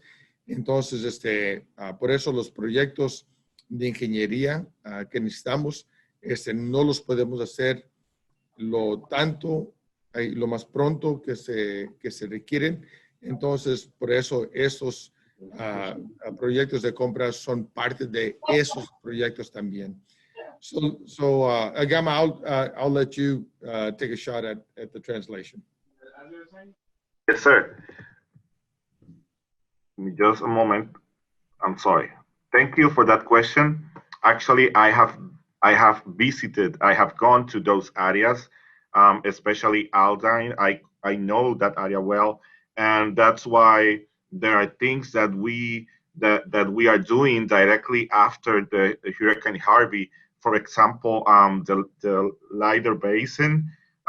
Those are projects that have been programmed and that we are doing, trying to bring help and protection to several neighborhoods, but actually Aldine overall. But according to the engineers that they made their studies and they made recommendation, the best project that we could do is the buyout program to help and protect the life of the people that live there.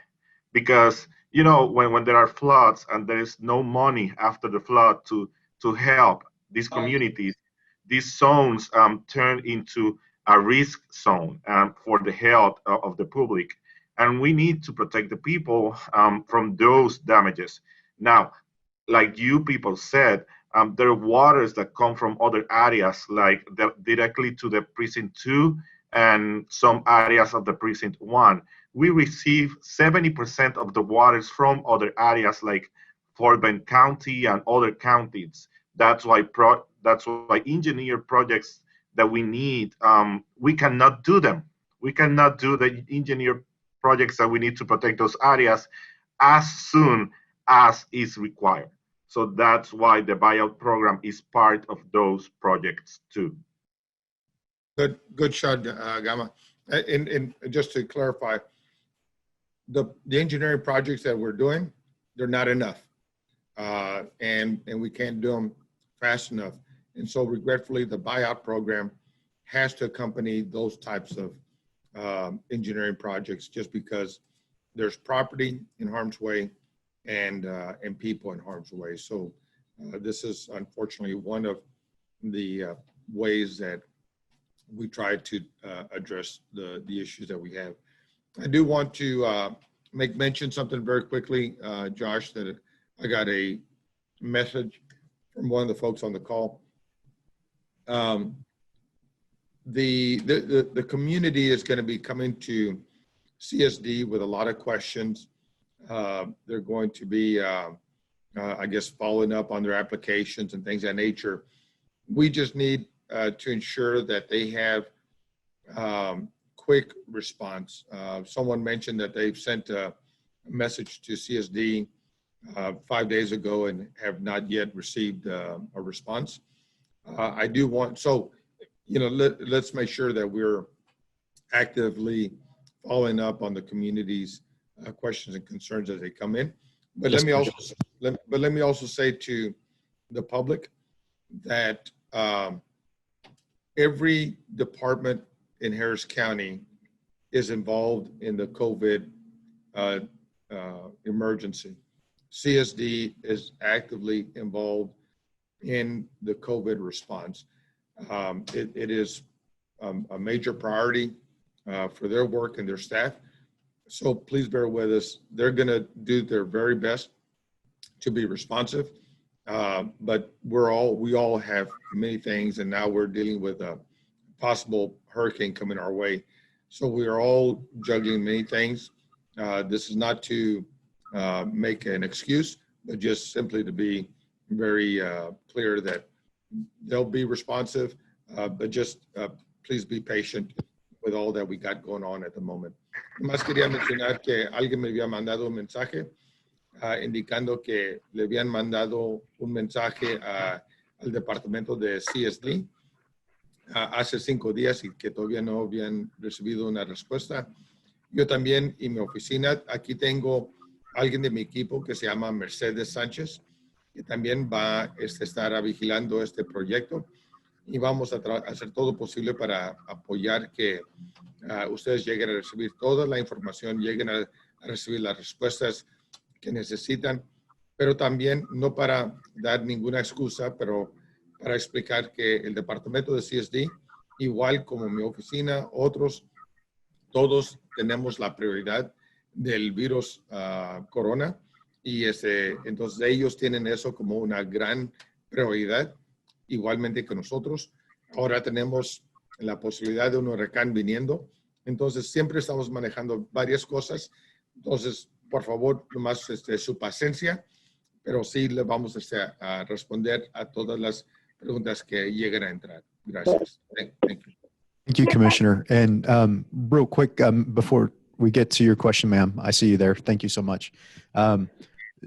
Commissioner, I want to make sure that everyone understands my expectation of my staff. I know we're still fighting COVID plus all the other operations we have, but getting back to constituents is the most important thing to me. So if my standard for my staff is especially Monday through Friday, is a 24-hour response to an email or a phone call. Someone should be calling you back or emailing you back. My email address here at work is Joshua, Joshua, .stuckey, Stuckey, at csd.hctx.net, net. So if for some reason someone's not gotten in touch with you or back to you, please email me and I will make sure that happens. I take that very, very seriously and my staff knows that. The second thing real quick is, Commissioner, as it relates to the property we were talking about, 2400 Aldine Bender. I just got a note back from the floodplain administrator that they are currently under lawsuit from the county attorney already. So we are aware of that property and we're suing them. There you go, Joshua. Thank you. Thank you, Josh. Good. Antes de ir discúlpeme, comisionado. Adelante, comisionado, disculpe. Okay. Antes de ir a la pregunta de la dama, la vimos, está en turno. Quiero dejarles saber que las expectativas que tengo para mi equipo es que devuelvan llamadas o comunicaciones lo más pronto posible, sobre todo de lunes a viernes. Estamos estableciendo una regla de 24 horas. Si usted no recibe una respuesta a su comunicación en 24 horas, si es entre lunes y viernes, por favor, envíeme un correo electrónico. Primero lo voy a deletrear y luego lo voy a escribir en el chat para el beneficio de las personas que están aquí. Mi correo electrónico es Joshua, J-O-S de Samuel, H-U-A, punto, S de Samuel, T de Tomás, U, C de casa, K-E-Y,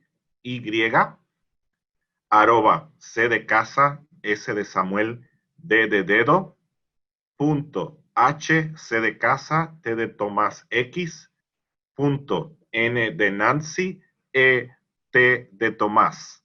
Si no recibe respuesta a su comunicación en 24 horas, envíeme un correo electrónico. Y referente a la pregunta del señor Canton de las 2400 de Albany, me han notificado que ya se está tomando acción contra ese desarrollador. All right. I think DeSanta, go ahead, ma'am. Hola, buenos días. Hola. Yo sé que pues sí ha habido bastantes juntas. Estoy aquí con varias de mis compañeras que no se pueden conectar. Pero la cosa es de que cada reunión es bastante estresante, por más que tratamos de asimilar las cosas. Yo traté de ponerme en contacto con la persona que va a llevar mi caso. La persona fue muy déspota, que se molestó bastante porque una de sus compañeras, de la que trae el caso de mi vecina, ella me dijo, pues llama a este número para ver si te dan información. Y ella me hizo el favor de conseguirme el número de la persona que traía mi caso, y yo le marqué, y la persona se portó muy déspota. Me dijo que no le anduviera hablando porque no eran horas de trabajo y que ese era su número de teléfono personal. Pero pues yo qué iba a saber. Yo qué iba a saber si a mí me dieron ese número de teléfono. La señora me hizo el favor.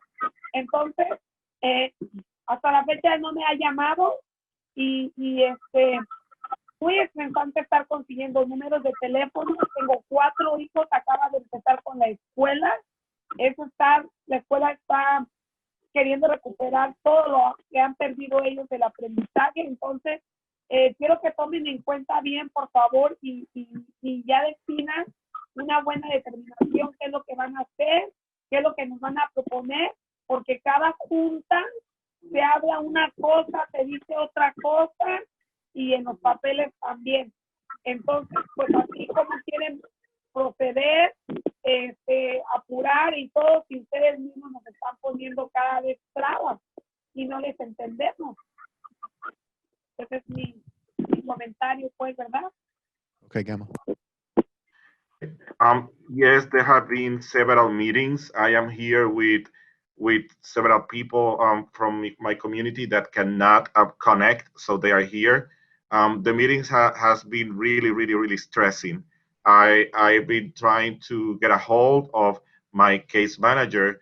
One of my neighbors gave me the phone number, so I would call my case manager, and that people was really didn't treat me the right way. It was wrong the way that people treat me. That people told me that those were not hours to call, that those were not labor hours, that was his or her personal phone number. But that was the phone number that they gave me. So what did I know if it was the personal phone number or not? Until this date, nobody has called me back. And this is really stressing. I have 4 kids that just began school. And I would like you to take into consideration these things. Like, please, you need to determine something, what you are going to do. Because you say one thing in one meeting, then you say another thing in another meeting, and then the paper says another thing. So you want to proceed, you want to rush this, but I will need a determination. Okay. I'm sorry that was her experience. I do want to know what phone number that she called, so I understand who she called exactly. If she wants to put that in the chat, or I want to know what number she called that was a direct line to one of the eligibility specialists. If we need to, and we need to change the eligibility specialist, that's fine as well. But that is not our expectation of our teammates. They should do everything they can to make this process easy for them. Santa, gracias por repartir esa información y por apoyar tus vecinas ahí. Gracias. Lamento mucho que esa haya sido su experiencia. Me gustaría saber cuál fue el número de teléfono al que llamó, que era la línea directa de este especialista en elegibilidad. Y pues, de ser necesario, le cambiaremos el especialista en elegibilidad. Si puede, ya sea escribir el número en el chat o decírnoslo para nosotros poder identificar y tomar las acciones que sean necesarias. Lamento mucho que haya tenido que pasar por eso. No, pues así como me contestó, usted cree que me quedaron ganas de guardar el número, pero él se llama Claudio. Él se llama Claudio, y sí me gustaría, la verdad, que me cambien de personal, porque pues de por sí, así como están las cosas, que tenemos miedo que no nos vayan a recompensar bien, todo depende de también quién se ayude a la aplicación.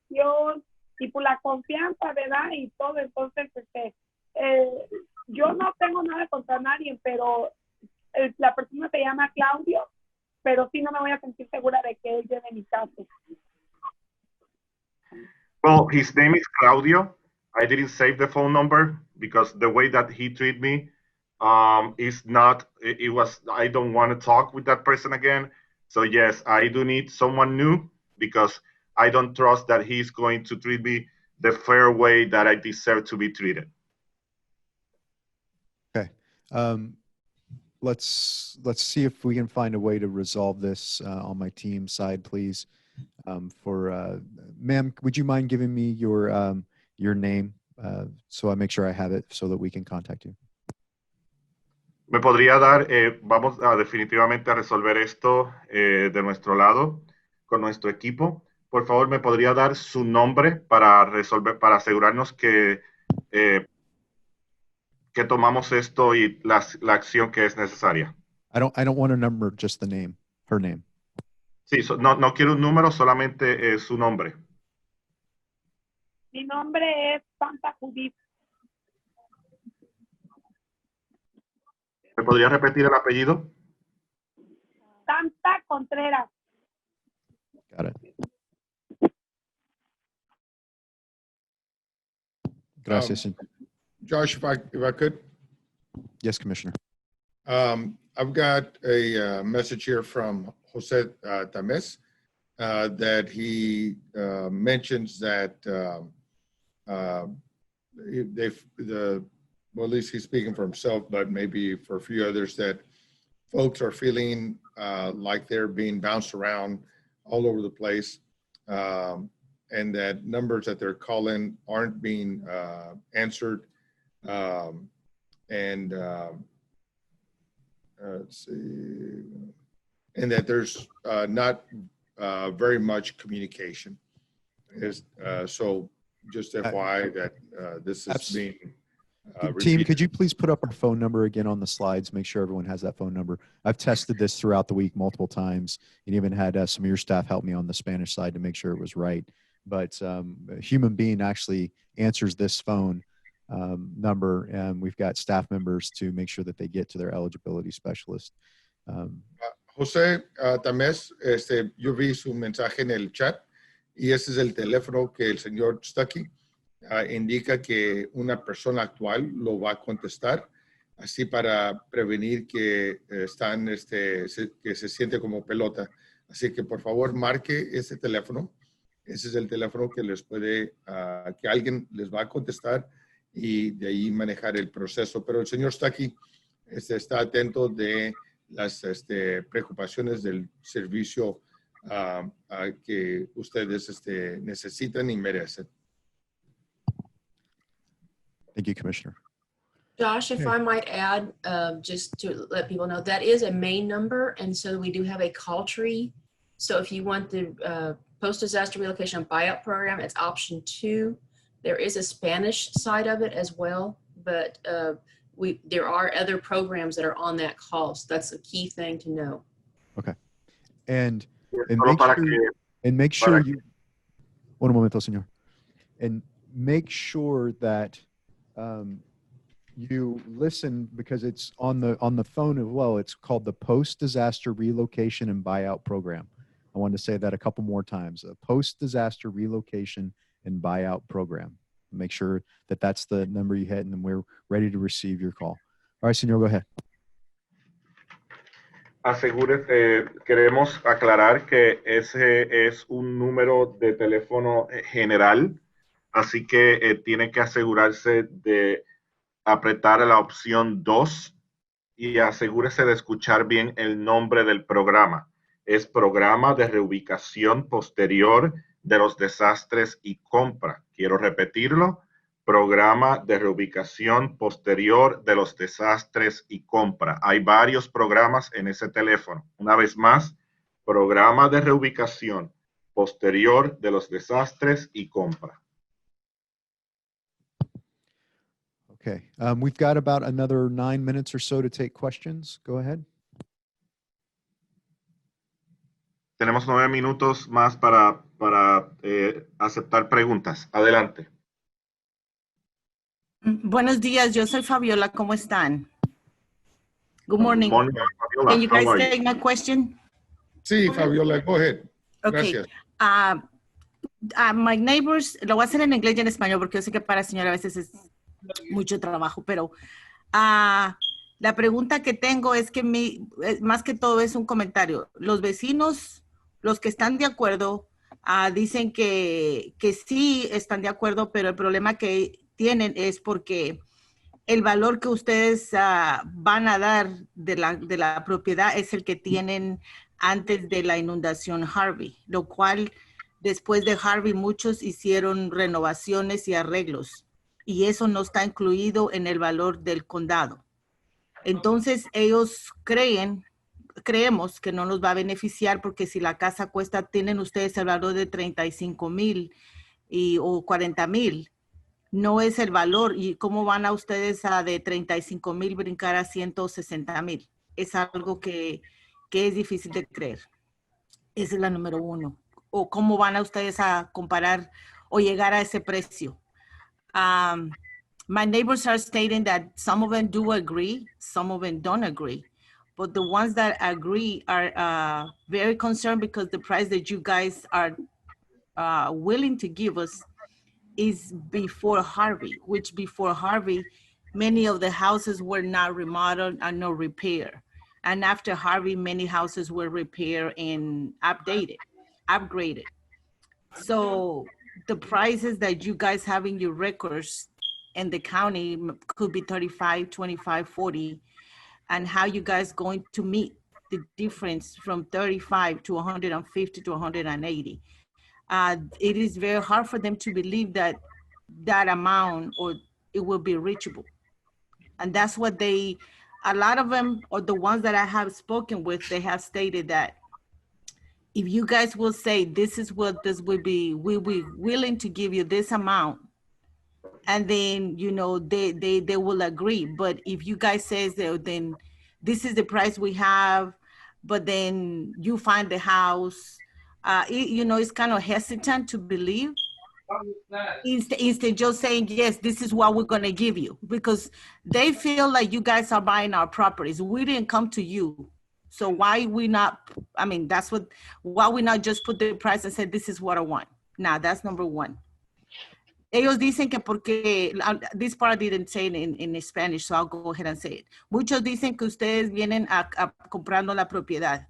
Cuando alguien viene a comprar la propiedad, uno pone el precio, no ustedes ponen el precio. Entonces ellos están diciendo que porque ustedes no están de acuerdo, nosotros decimos el precio y ustedes nos lo dan y nosotros buscamos dónde irnos, que no se inunde. Esa es la número uno. Porque ustedes vienen a comprarnos, entonces nosotros podemos decir que queremos. Y es muy difícil creerles que de 35,000 o 40,000, ustedes nos vayan a dar 150, 160. Es una gran diferencia en el precio. Esa es la número uno. Y la número dos que ha venido también a la pregunta es, cuando estemos de acuerdo que sí nos compren, está de acuerdo en la cantidad y todo, y la casa es buscada o la casa que nos gusta es la que queremos, ustedes tienen que aprobar la casa y luego ustedes nos dan el dinero, el cheque va a ser a nombre nuestro. Ese proceso no está claro. And I will say it in English.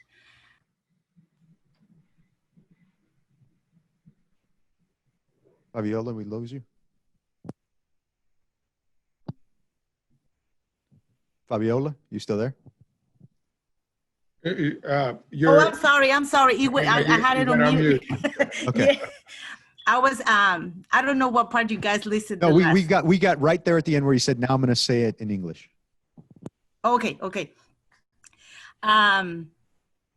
Many are questioning that if you guys are coming on and if we're not coming to you and say we want you to buy the house, you guys want to buy our properties. So if you guys are interested and willing to buy, while the neighbors or the owners should not put the price on what we want. You guys got that part? Okay, got it. Okay.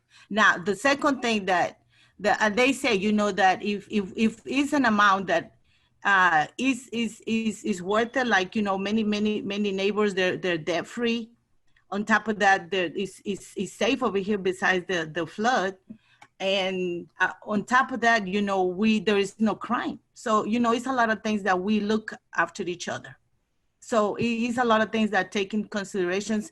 Besides, there is a lot of sentimental value because many of us grew up here, our parents, and, you know, it's a whole lot. But we still, you know, have to look at the true and reality of where we're living. And, you know, it's plain and simple. Yes, you guys, we have to leave. That's number one. And the number two is that, and this is not clear to me either. For example, if we agree on the amount and we are okay to leave, how would that work? Do you guys have to like the house and agree and approve the house that we are interested so you guys can give us the money?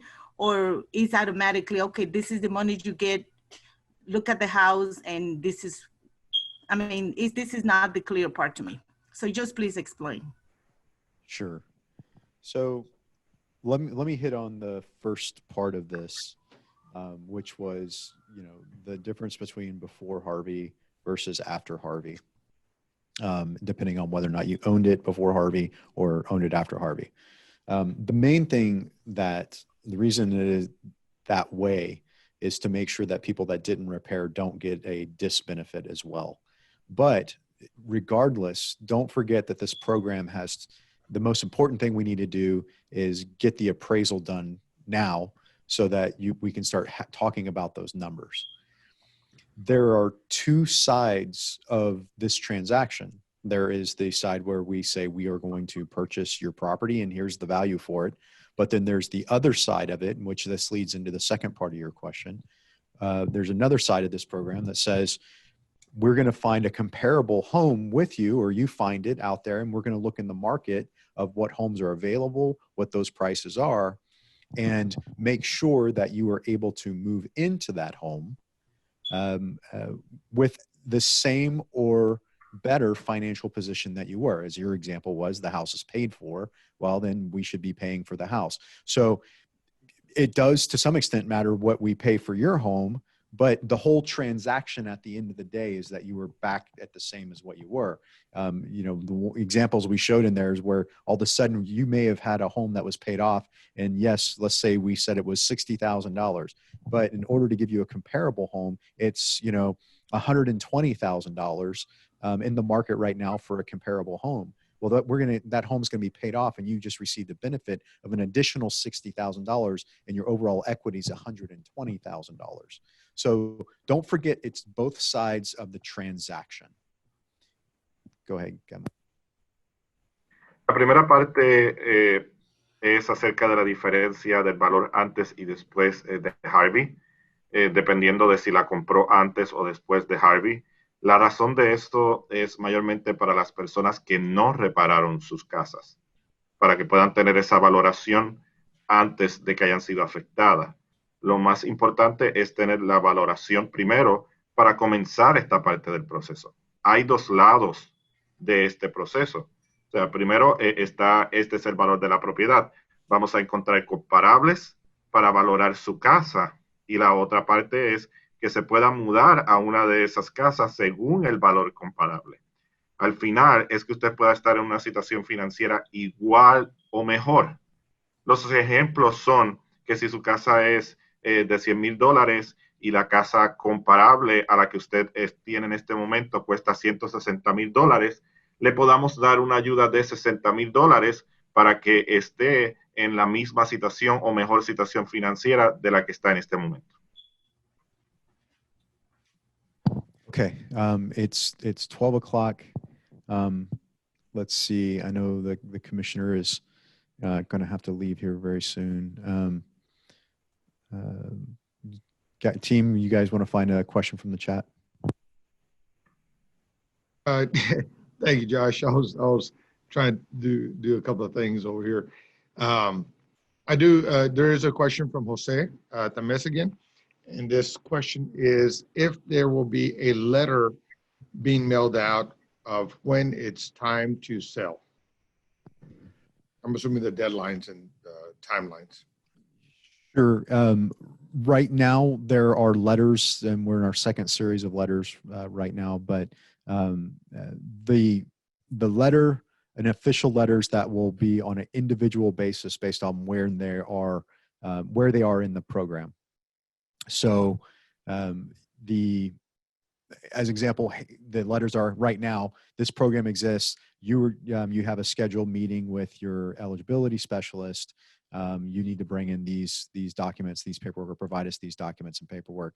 But you are when it comes down to it's time to sell, is when you are working one-on-one and we provide an offer to you. So it's not going to be a blanket letter that goes out to everyone. It's going to be on a one-on-one basis.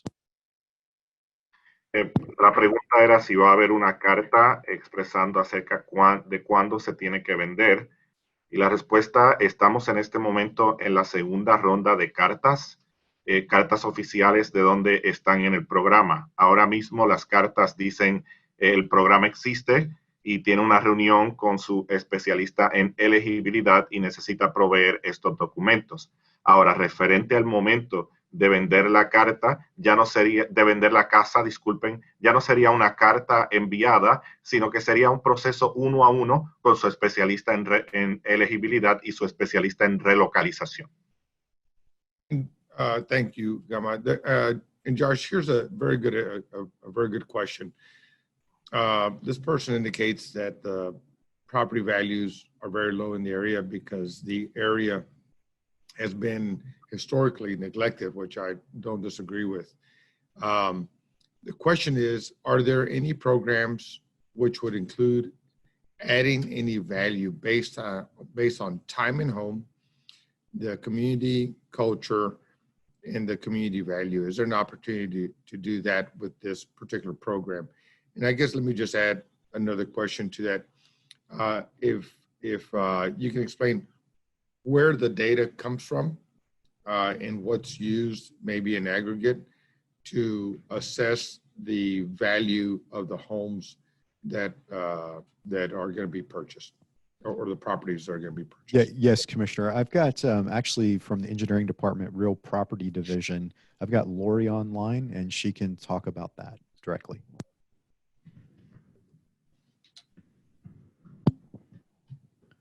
Lori, you with us? We may have lost your Commissioner. So the... Hey, Jeff Woods here, if you want to refer the question to me. Go ahead, Jeff. Go ahead. Did you ask if you can repeat the question? Yeah, sure. I'm looking for you know, the constituents' question was about, you know, adding value based off of some goodwill issues, not just the fact of the property value in HCAD and things like that. And so I think the best way to answer that is to discuss the appraisal process so that they understand how it's being looked at.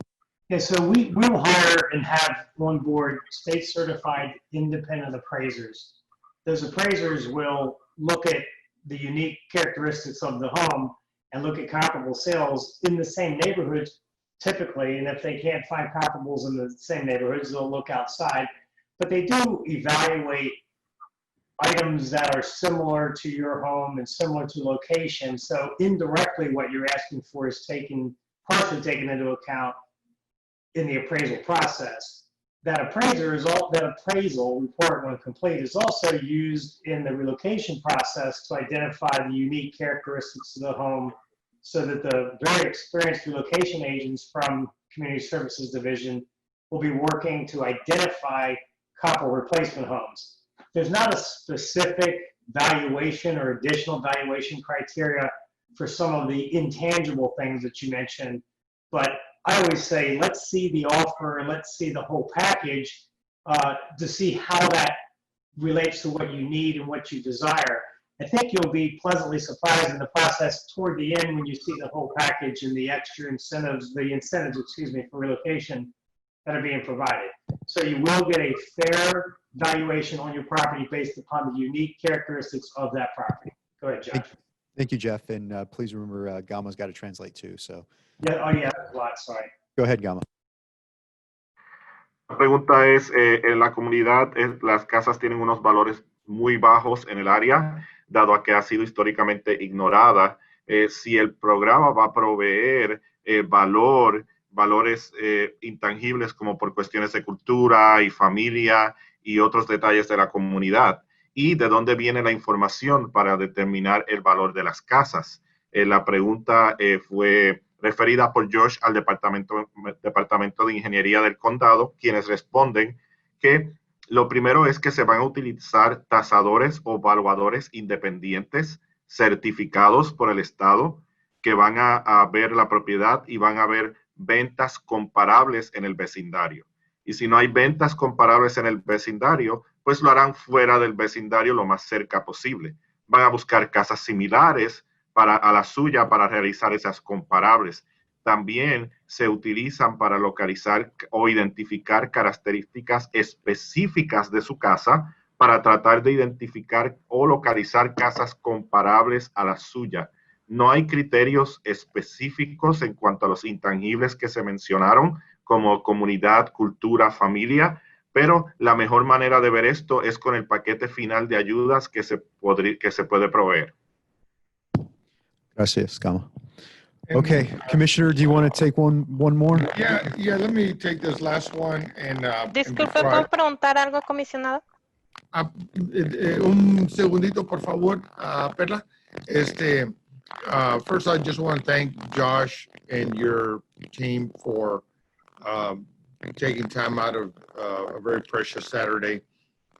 This pandemic has us all working 7 days a week, but then even more so when we have to try to keep doing everything that we need to do for the community. So thank you and your team for all you've done. And to my staff who's on the call as well, thank you as well for your work on this issue. Les quiero dar las gracias a todos y en particular les estoy dando las gracias al señor Stuckey y su equipo por trabajar en este proyecto en un sábado. La pandemia nos tiene trabajando de cualquier manera 7 días a la semana, pero algunas veces tenemos que trabajar todavía más para hacer todo lo que tenemos que hacer para la comunidad. Entonces, nuevamente, a mi equipo, también está en la llamada, por su trabajo, pero a ustedes también por tomar tiempo para hacer sus preguntas y trabajar por el proceso. Le doy las gracias y te prometo que vamos a estar atentos de todas sus preguntas. Algunas son muy, muy buenas y ahorita voy a mencionar la última pregunta. Pero nomás les quiero dar las gracias y vamos a seguir adelante para asegurar que todo es justo y transparente y que todos están tratados como merecen, con respeto y con dignidad. Así que gracias nuevamente por mi parte. This last question, Josh, is one that says that this person lives along halls by you in Precinct 2 and doesn't want to sell, and says that they've never had any police or fireman rescues, no drownings, and the information has been mailed to their home indicates that the area has suffered from severe and repetitive flooding events. And he says that he's been there for 15 years and that Hurricane Harvey was the first time that he had less than a foot of water in his house. And so and I think I've heard this in other areas, and I think we had a situation early last year where everywhere's around a particular neighborhood, people flooded, but one particular house did not flood. And so the question of how we deal with those circumstances, that while other people may have gotten 3 and 4 feet of water, he's gotten less than a foot of water. Does the buyout program force individuals like him to be included into the buyout, even though his circumstance may not be as severe as someone else's? Well, Commissioner, just to make sure there's no confusion, because the mail service and the mailing addresses aren't perfect, the first thing I want to say is make sure you call in and we look at your individual situation to ensure you're part of the mandatory program. That's the first thing. The second thing is, yes, there are going to be some circumstances where people elevated their home or did not get as impacted as those surrounding them have been impacted over the years. However, it's essential that we buy everyone out in those areas, because ultimately some of these places are 5, 6, 7 feet deep, and you are going to be all alone in this area, not only providing for county services, what we call the checkerboard effect, and things like that, but for search and rescue purposes to ensure that you're not left behind. Gama, go ahead. Lo primero que yo diría es que llame para ver su situación individual. Usted sabe cómo es las direcciones de correo versus las direcciones de propiedades y todo eso, para asegurarnos que usted sea parte del programa mandatorio.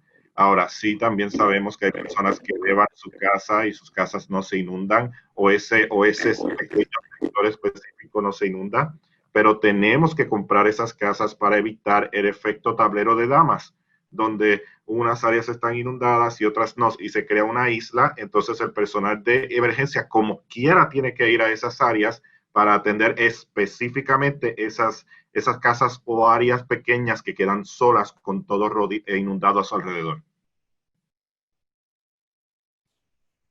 Josh, I am going to step away now.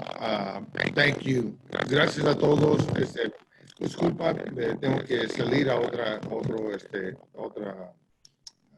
junta.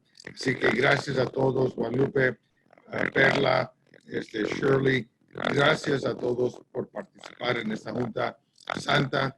A todos, gracias. Es difícil, yo sé, pero a la misma vez me da gusto que ustedes están participando en este proceso para hacerlo lo mejor posible. Abel, gracias a todos. Thank you. Everybody, before I forget, the census. You don't want to flood anymore, fill the census out. Si ya no quieren tener ese problema de inundaciones, llenen el censo, por favor, cumple con eso, hazlo y no se olviden. Y, por favor, usen las mascarillas. Use your mask. Stay safe. God bless you. Que Dios los bendiga. Gracias. Thank you so much for being here, Commissioner. We really appreciate it. And thank you for your staff. They've helped us a lot. Okay. This will conclude this meeting with the commissioners. I really encourage everyone to please call in and talk with your eligibility specialists. A lot of you already have, and this is great, because what I really want is I want my first couple success stories in your neighborhoods and to show people how great this program can be. That's really what I'm driving for also. So please, I want you to be the first success story and to show the rest of everyone else that this actually is working and we are doing right by you as the constituents. Again, like Commissioner Garcia said, please do your census. Those were placed in the chat room as well. Also, please be safe this week.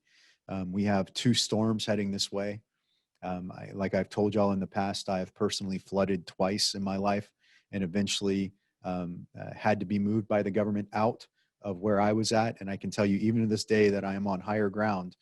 I still worry every time it rains. And I know that's how you feel as well. And that's part of what we are trying to do, is making sure that every time the rain starts coming, that you don't have that anxious feeling in your stomach that you're going to have to replace all of your goods again and try to find a way to rescue and save your families. So that's what we want to eliminate. That's what we're going for. Thank you again for being here. And for my team, does anyone have any last comments? Esto concluye esta reunión con los comisionados. Por favor, los motivo a que llamen y hablen con su especialista en elegibilidad. Quiero ya tener las primeras historias de éxito para mostrar a las personas cuán bueno es este programa y que sí funciona. También les motivo a que llenen el censo. Eso también se incluyó en el chat. Por favor, cuídense esta semana. Hay tormentas en estas próximas semanas. Yo me he inundado en varias ocasiones y aún ahora que vivo en una zona no inundable, todavía me preocupo cuando vienen tormentas y sé que ustedes se preocupan también, porque uno tiene ese pensamiento de que va a tener que sustituir otra vez todas sus propiedades. Queremos lograr que no tengan esa sensación de ansiedad. Por favor, cuídense durante este periodo. ¿Alguien del equipo tiene algún comentario para terminar? And one last thing, Shirley and Fabiola, thank you so much for all your help with helping us get the message out and letting us know where we could get better. No, you're welcome. Thank you, guys. Hopefully this will be a smooth transition. Thank you. Okay, if the team doesn't have anything, thank you so much. And everyone, please be safe. Please make sure that you're ready for hopefully just enough rain to make the flowers grow, but not to make the streets soaked. Be safe. Bye-bye. Gracias a todos. Y pues pedimos que haya lluvia para que las flores crezcan, pero no para que se inunden las calles. Por favor, cuídense y muchas gracias por asistir.